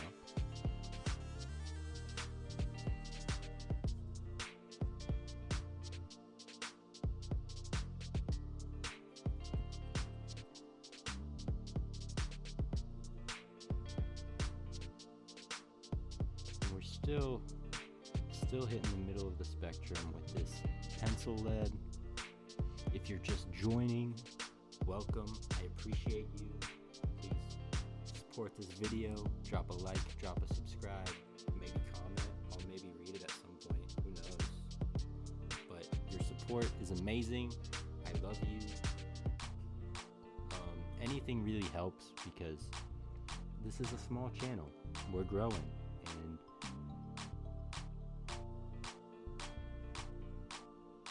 every like helps spread the word, helps the algorithm promote me, so more people can see this. It's really my lifeline is all the support I get on social media. It really spreads awareness and helps not only me as a brand, but my art, helps people discover new pieces that they like, new paintings, whatever they may enjoy. I am grateful for all of the support. Even if it is just 2 of you liking this video, you guys are stellar. You guys are legends. That's just like better than owning a 1 of 1. You're an OG. Might as well be a collector. One of the 2 people to see this. You're a real one.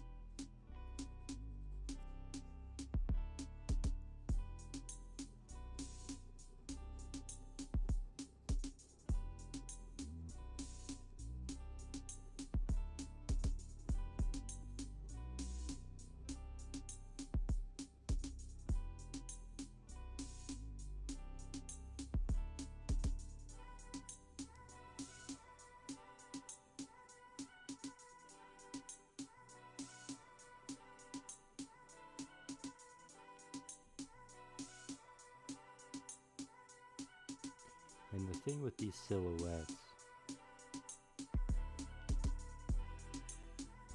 their defining features are so subtle. Because you don't have two eyes looking at you, for example.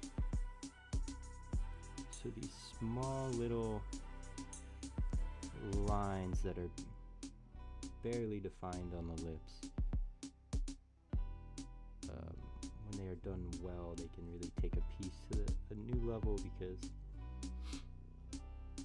it's a limited view. You don't see everything, so you have to suggest details. You have to sometimes even just leave it simple. Can't overthink the layups.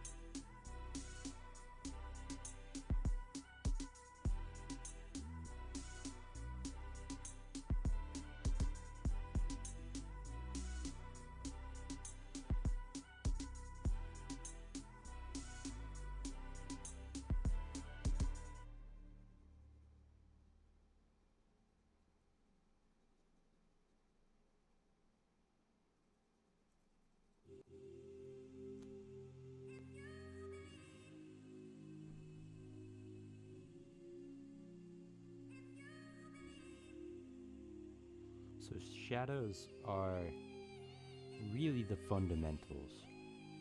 If you can get shadows right, if you can understand that building some shadows on a form are the thing that creates the form itself. Light is important, but the main factor you're looking for when you're drawing is the shadows. How do the shadows lay? Because that's where all the information is that tells you where the light source is hitting. And this light source is hitting the back of her head at the top, coming down at an angle like this. So this hair is blocking all of the light hitting her face except for this area and maybe this area on the cheek. And then the lighting hitting the face is reflected lighting, so it's coming back in at this direction. Light shining through over here, probably hitting a white surface like a wall or a floor, because this isn't a gallery. So this light bounces back and it very, very softly just illuminates the features on her face.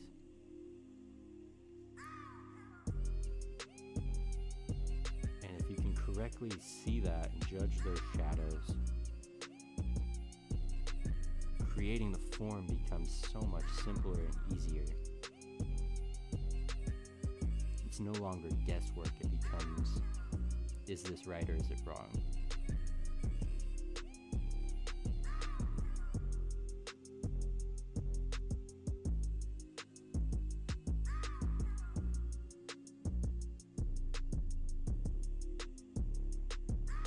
And I know I said nothing can be wrong, but objectively,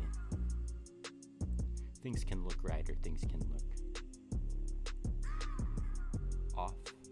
Like there can definitely be something out of place or maybe out of line. Who knows what it may be. But there's nothing inherently wrong with something being off. Sometimes a mistake is what makes the piece better. Maybe you want to include more mistakes in your work because that's what gives it character. Not everyone wants a perfect, shining,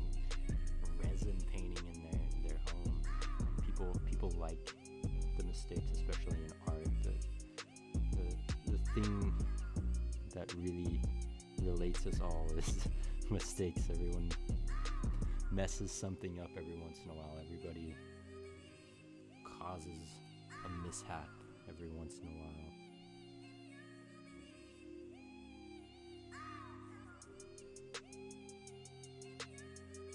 And I think that's something people relate to. So seeing that inside art is gravitational because people see that in themselves. People make mistakes every day. They get yelled at by their boss or whatever the thing may be.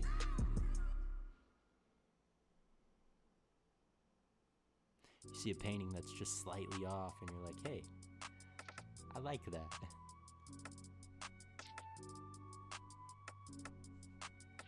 That resonates.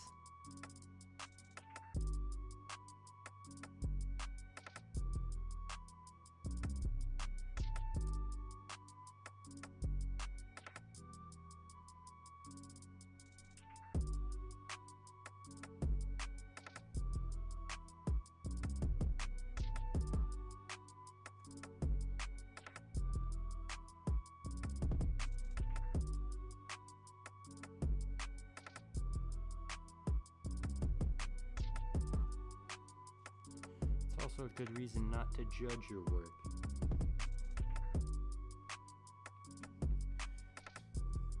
I mean that just critically. Like, you can judge current state of it, you can judge certain elements. Maybe don't judge it overall as a whole, at least when it's in progress. You can do that after, or let other people do that after, which after the fact, it's really not up to you. So you can bring it as far as you can bring it, and then you gotta let it out into the world.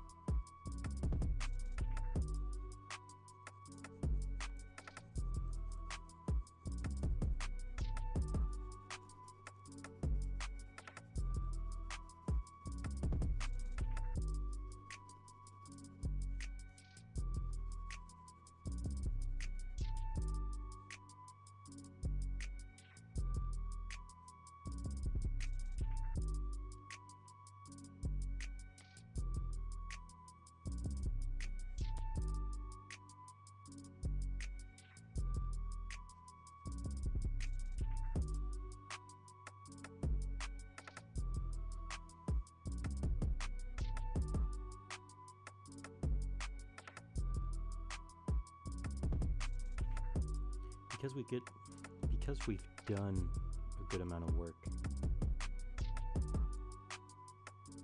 running through these details, working out imperfections, eliminating any mistakes that may or may not have been made, or defects is maybe a better word.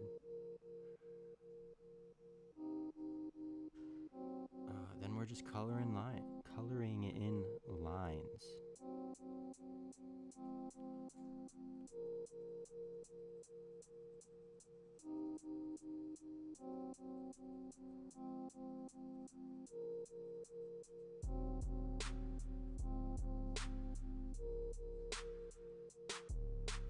We can be thinking about our light source here. How is that hitting each one of these individual strands on this braid as it's coming down this way?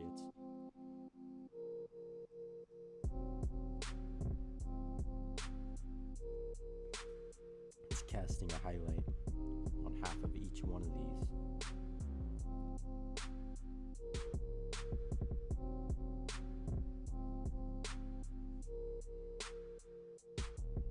Let's see, that's not right.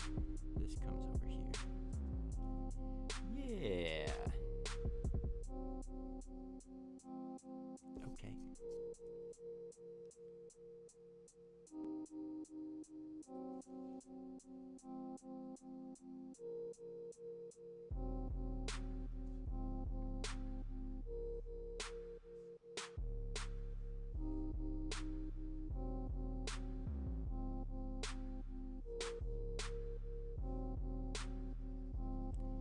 And this one is just purely in shadow, which makes it easy because that means it's going to be a nice mid-tone. It's going to be pretty basic, just very flat. Shade it over.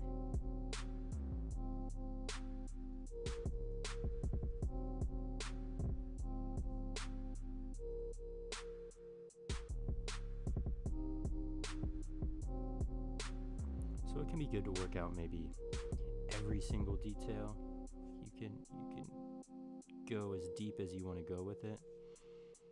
But approach I like to take is finishing off very specific elements that I want to draw attention to, like maybe I like an eye or the face or whatever the element may be. It doesn't really matter. Like if I want to draw attention to a certain area, you put a lot of contrast in that specific thing. You fully detail an eye, and then maybe the other eye you leave simple. Don't even worry about details. But then that one eye is going to draw all the attention because it has all the detail, all the color, the what's the word for it I'm looking for? The contrast. So if you specifically use contrast in a very small area, so if you add the most contrast and detail to an eye, it's going to take all that attention and then leave everything else outside of it very smooth, very soft, very unfinished. It's going to be powerful. You can use different tools like that. Take things so far to the next level you won't believe. Just by simple little hacks like that.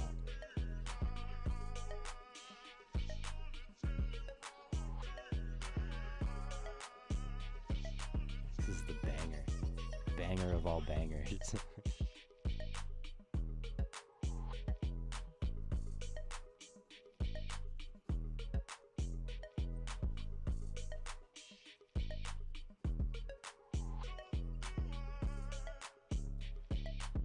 Going back to why I chose this reference photo in the first place was how soft it is. So there's even the light, like you can compare the white on the outside, the gallery white, the stark white, to the shade on the lightest part of the hair. So you can see how shaded it is. It's even a mid-tone on the lightest light. It's not even necessarily like white. So it's very smooth. You're going to be shading in this whole thing, hopefully very softly.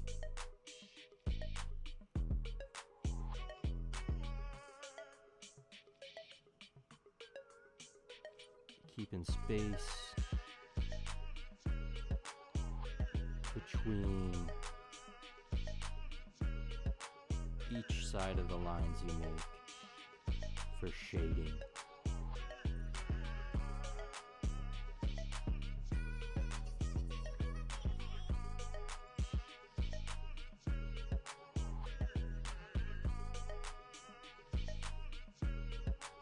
You can add a shadow right under this braid, give it some mass, give it some weight.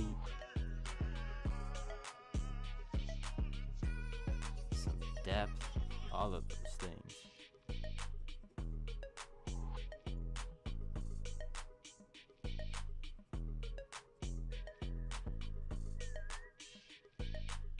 You can add mass and weight to things the more contrast you give them.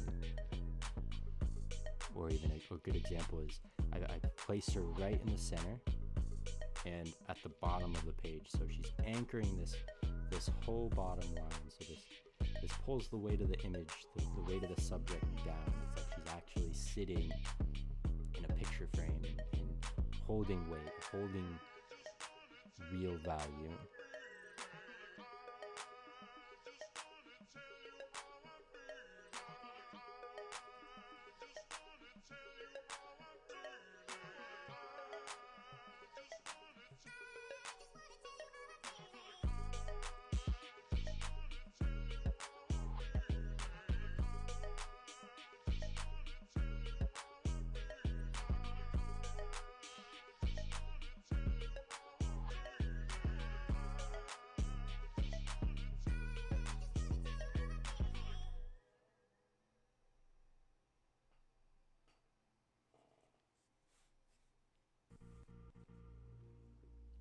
And because we chose to follow our reference point closely, just keep making sure to reference it.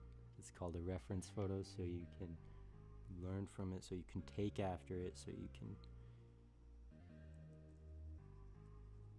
reference the photo for details. You don't want it to look unlike your reference photo.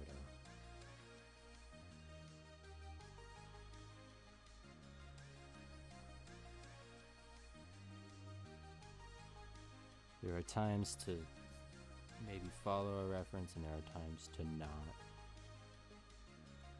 And this would be one of those times.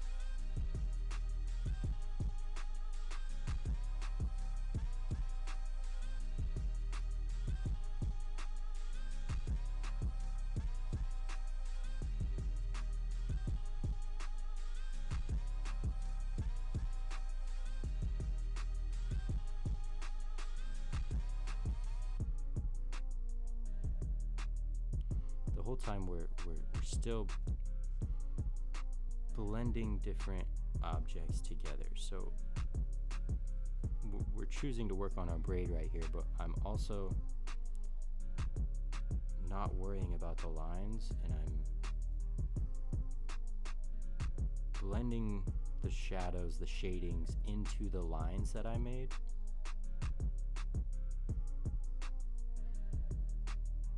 If that makes sense. So that the lines disappear into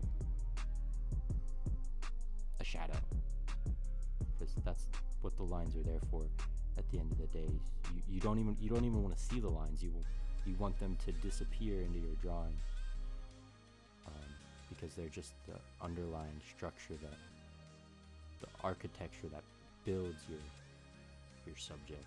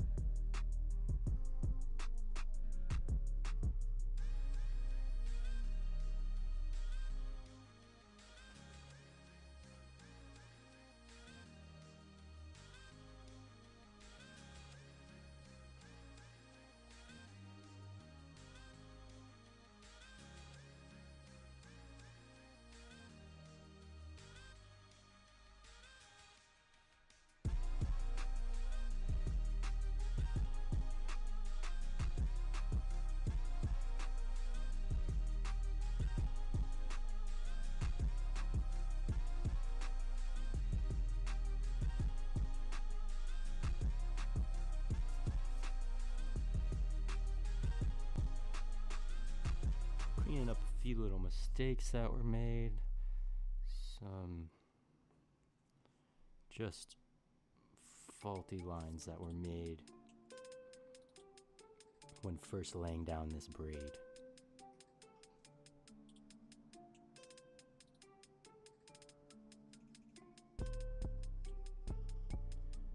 So you saw how much that changed this little area, just trying to fix that little error.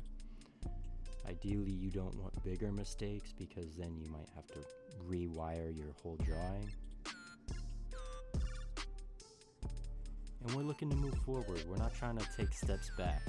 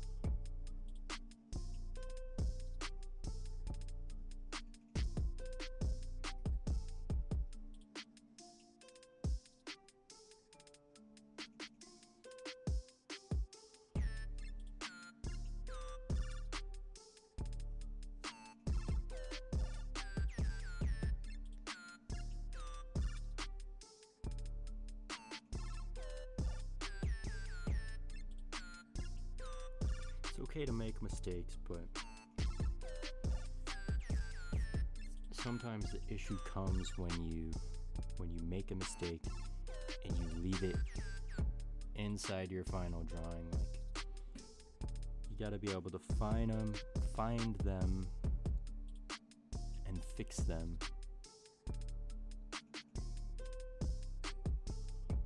Hopefully, anyway. Doesn't always happen.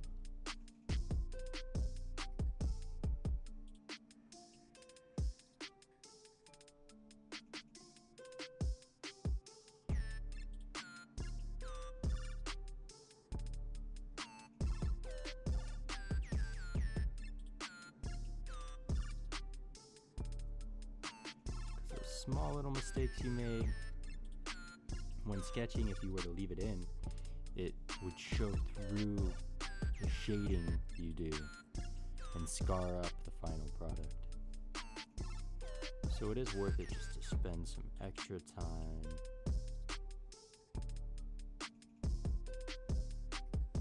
working out some missed lines, some faulty areas.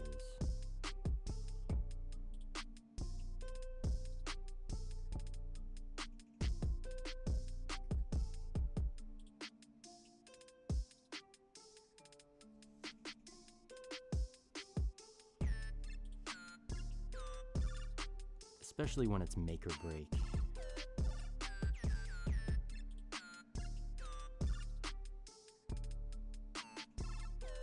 Like this braid, for example. Like if you were to mess this up, if you were to botch it, it would arguably ruin the drawing. Just because it's one of the main elements. It's the first thing you see when you look at it.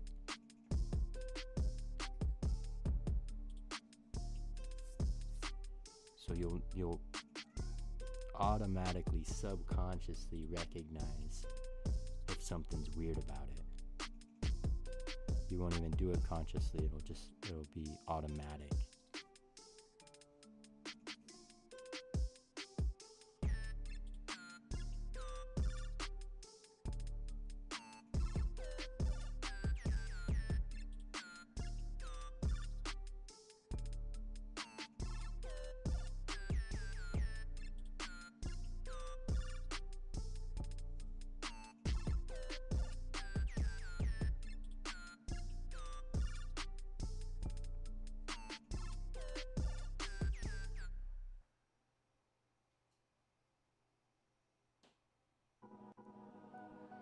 This is the process of development.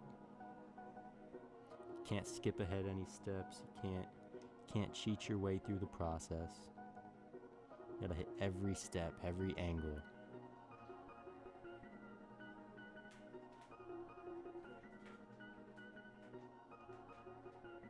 I have cats.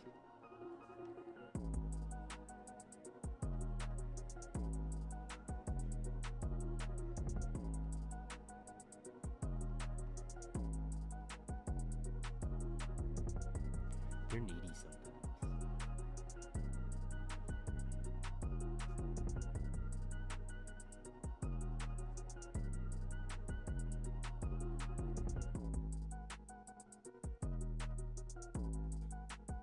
I caught one.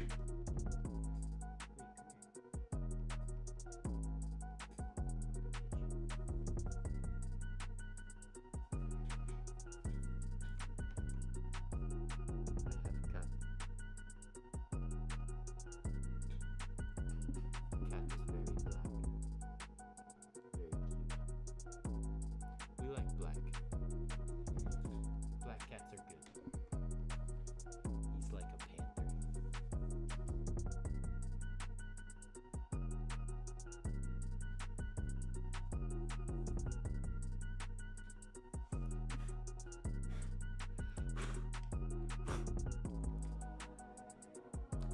Very hairy though.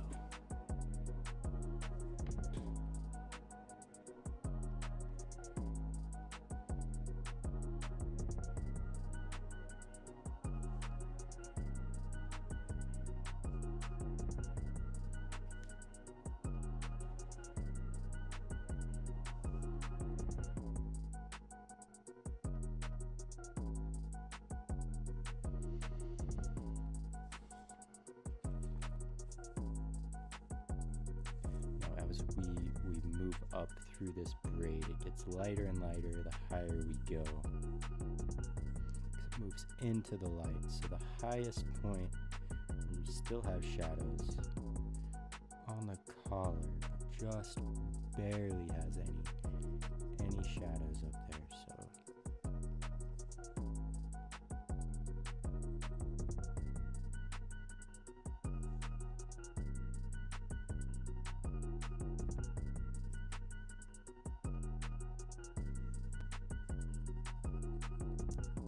we're going to keep it pretty light.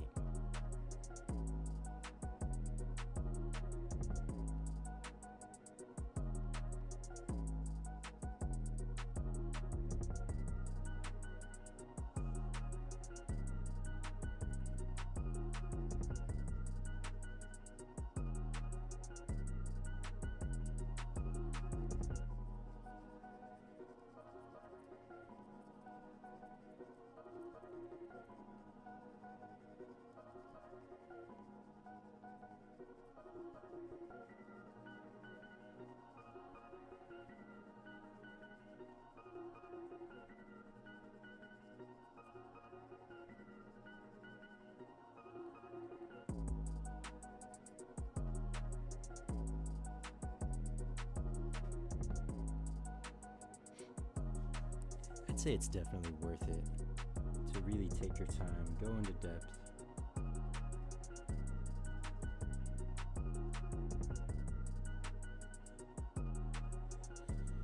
But you cross a line when you become a perfectionist and everything has to be perfect or a certain way. At some point you gotta leave it alone. There is a point of no return. Sometimes just a finished drawing is better than a failed drawing. Even if the finished drawing is maybe a little unfinished. Sometimes you just gotta walk away, maybe finish it later, maybe finish it never.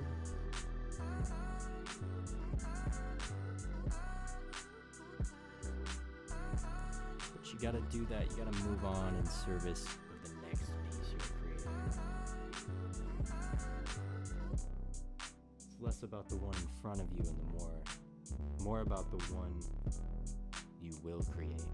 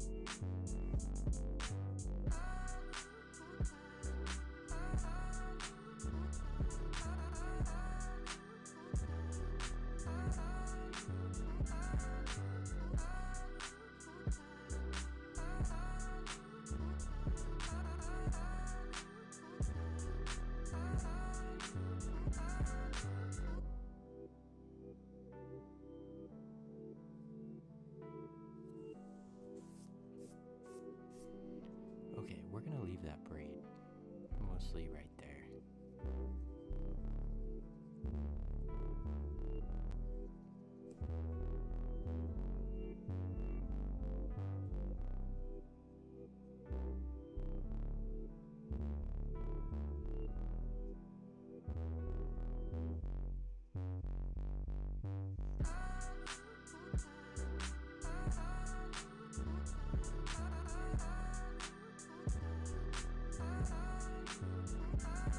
Seems to be in good standing.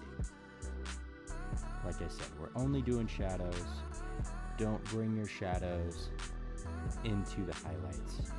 You want to keep them separate. So you're just defining shadows, just working on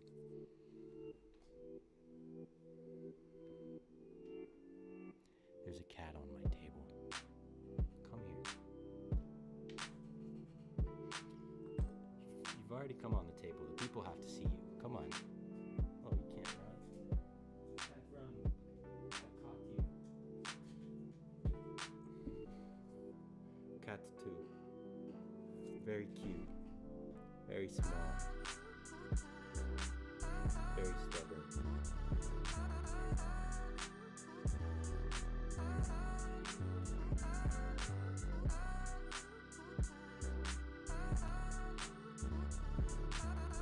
Go do cat things.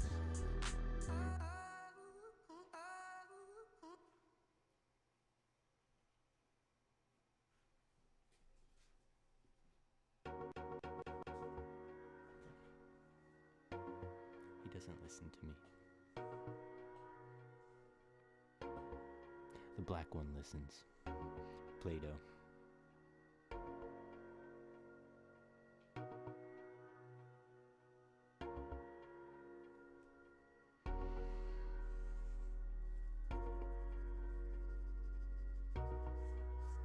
I'm gonna speed to some of this shading just because how simple it is. Doesn't need to be as defined as all this.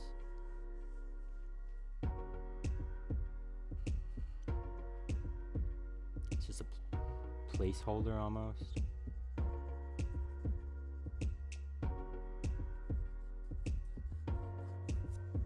And at the end of the day, it's not real dark up here anyway, so we're just creating some form, laying out these midtones, these shapes in the hair.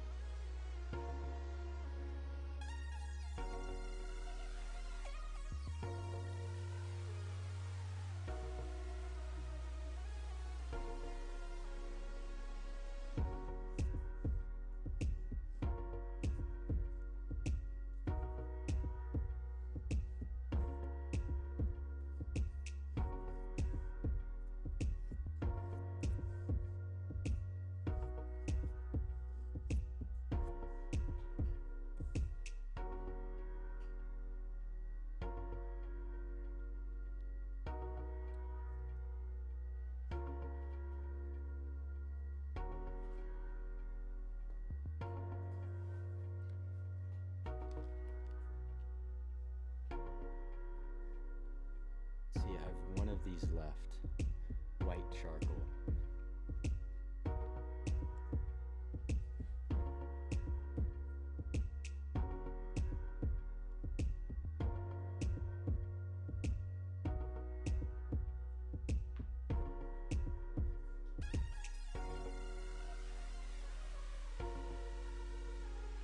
Before we do that, we're going to clean up our marks because the charcoal and the graphite do not mix at all. So whatever marks you have down will show through. Sometimes good, sometimes bad. It's all kind of up to the marks you've made. Up until this point, that's why everything you've done up until now has been so important, because it's all leading up to this last and final step. And even after this step, we can go through here and clean up anything that might be askew, loose lines, or shading. Whatever's left, you can decide then. But we're going.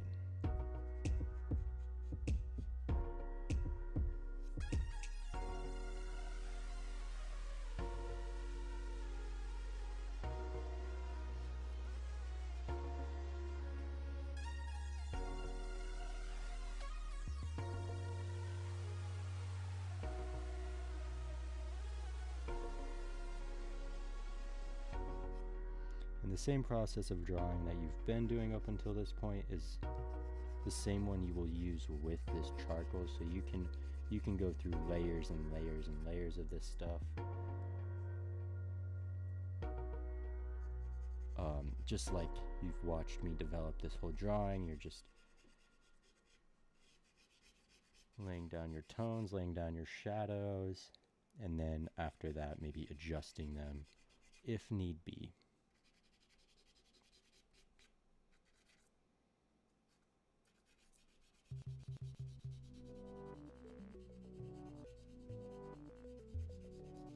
But all of this is super soft, which makes this process go by pretty smooth.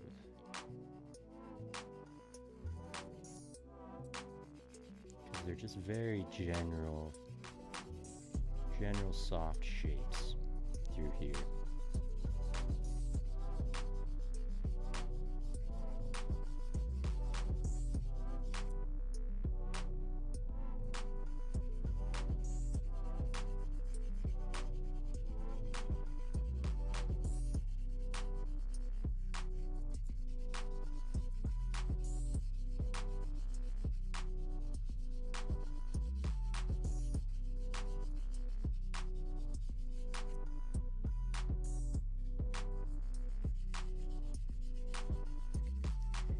Because this doesn't mix with graphite, I'm not really too worried about going over other lines.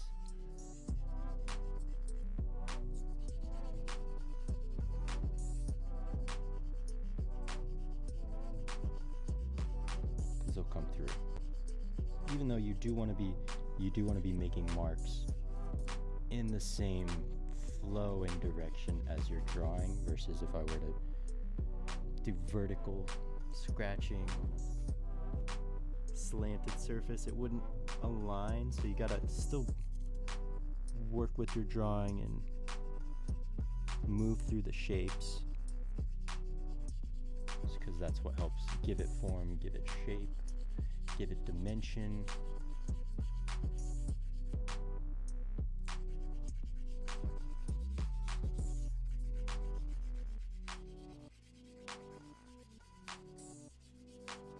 Even the shadows up here are light, so we're not worried about too much of it.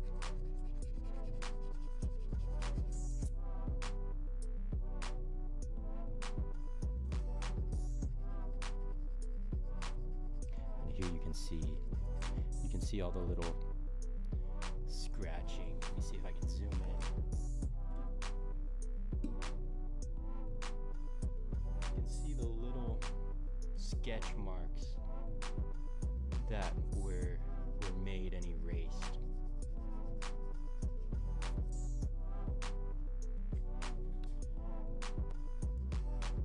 Your mistakes show through, even if you are working with a light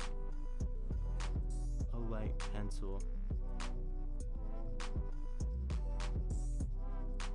With the light hard graphite,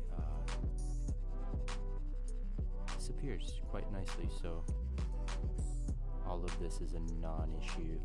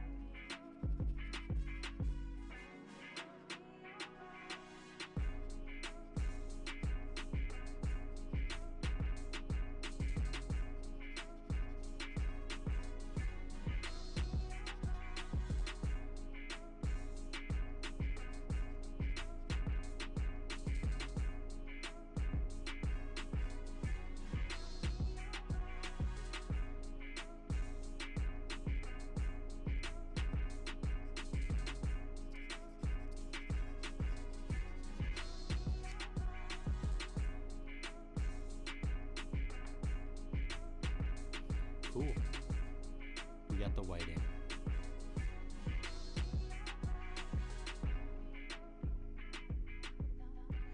Got the white in, so we can take a brush.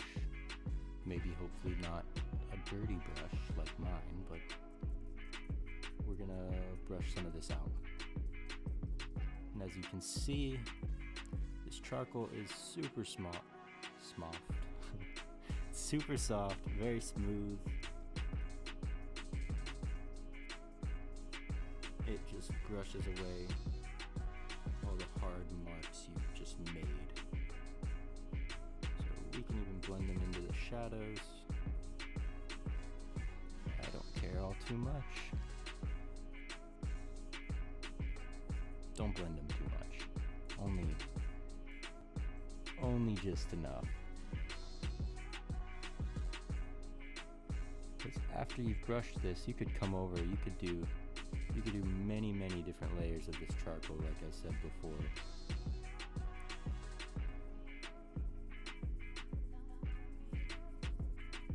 No problem.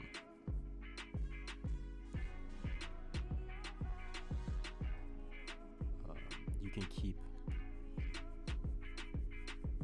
keep moving through and developing your shadows. Or if you're happy with your piece, you can stop here. This seems to be a good checkpoint.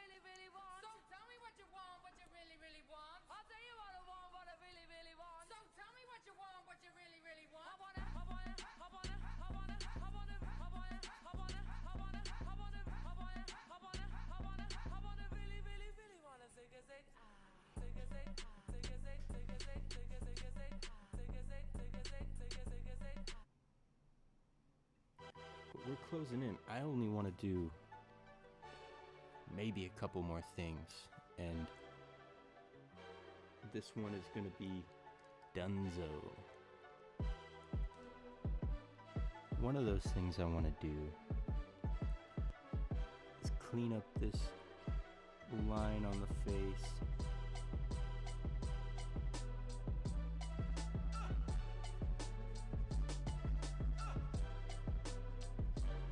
There's no background. This is purely illuminated by the reflected light source, and no line here is needed.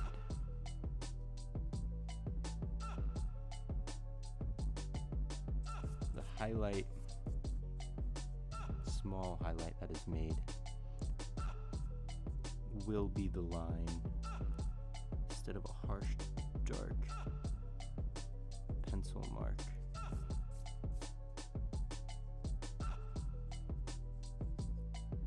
Same with the top of the head too.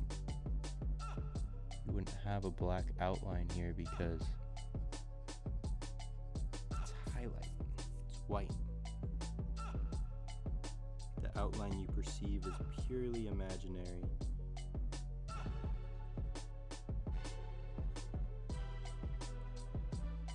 But you can keep it if you want. So we're just cleaning up anything that may or may not be off.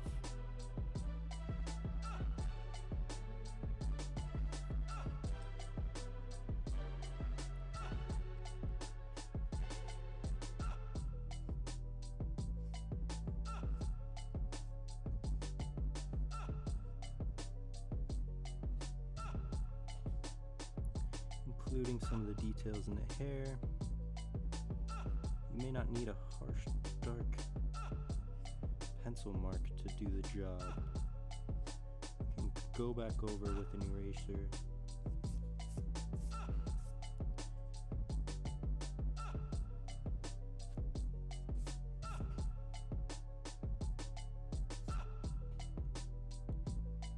And make some of those definitions yourself.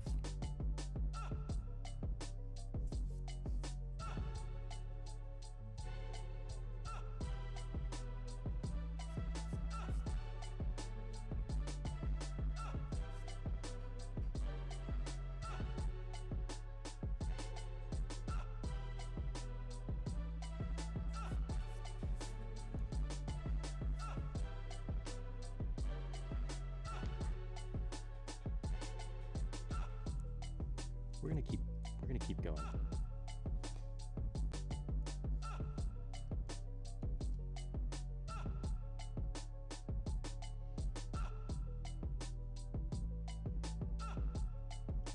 So I'll have a time limit. I anticipated there should be a time limit that I should spend in these live streams. But you know, a work of art lasts forever.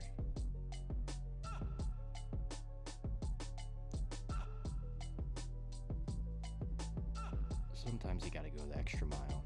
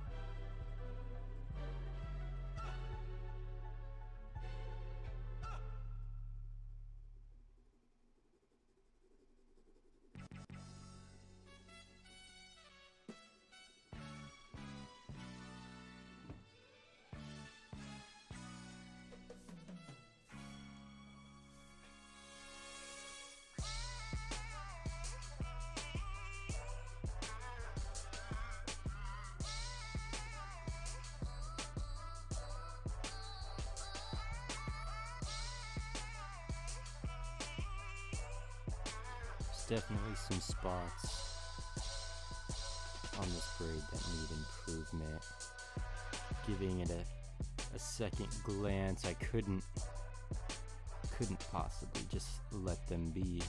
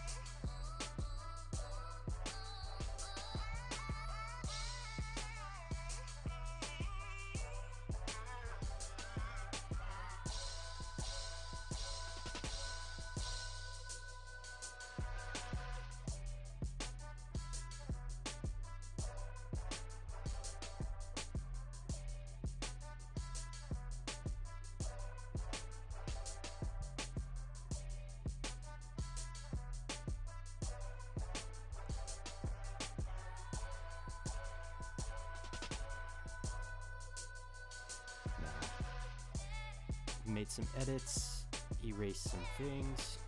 Now we can go back to our charcoal and we can keep filling in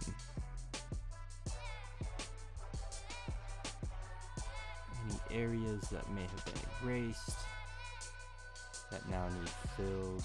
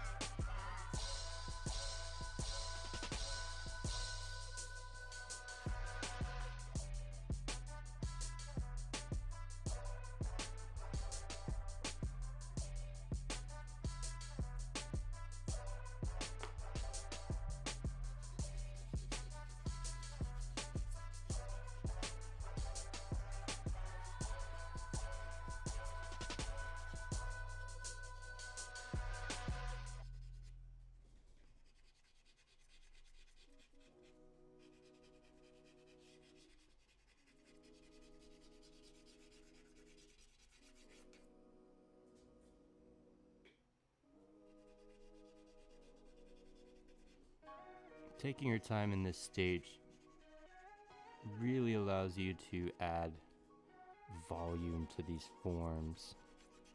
Because the first pass of graphite might not get everything covered. You might not make something appear as it appears in reality with one pass.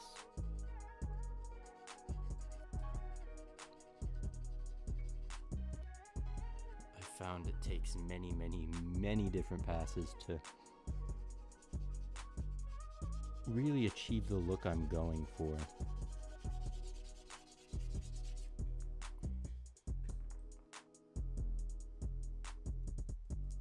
Okay, I'm calling it. This will get sprayed with some protectant to set in the charcoal, and then nothing else can be changed because essentially it's set in stone. This drawing will be locked into place.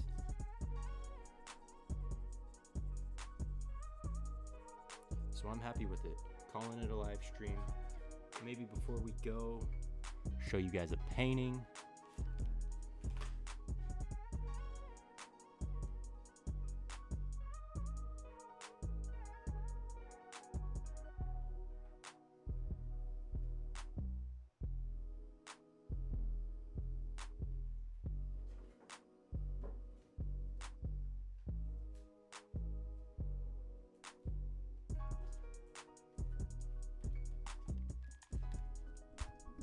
We got the Diablo painting framed on linen.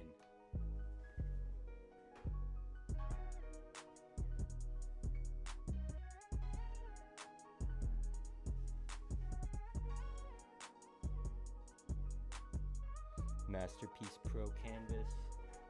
Nice little portrait painting.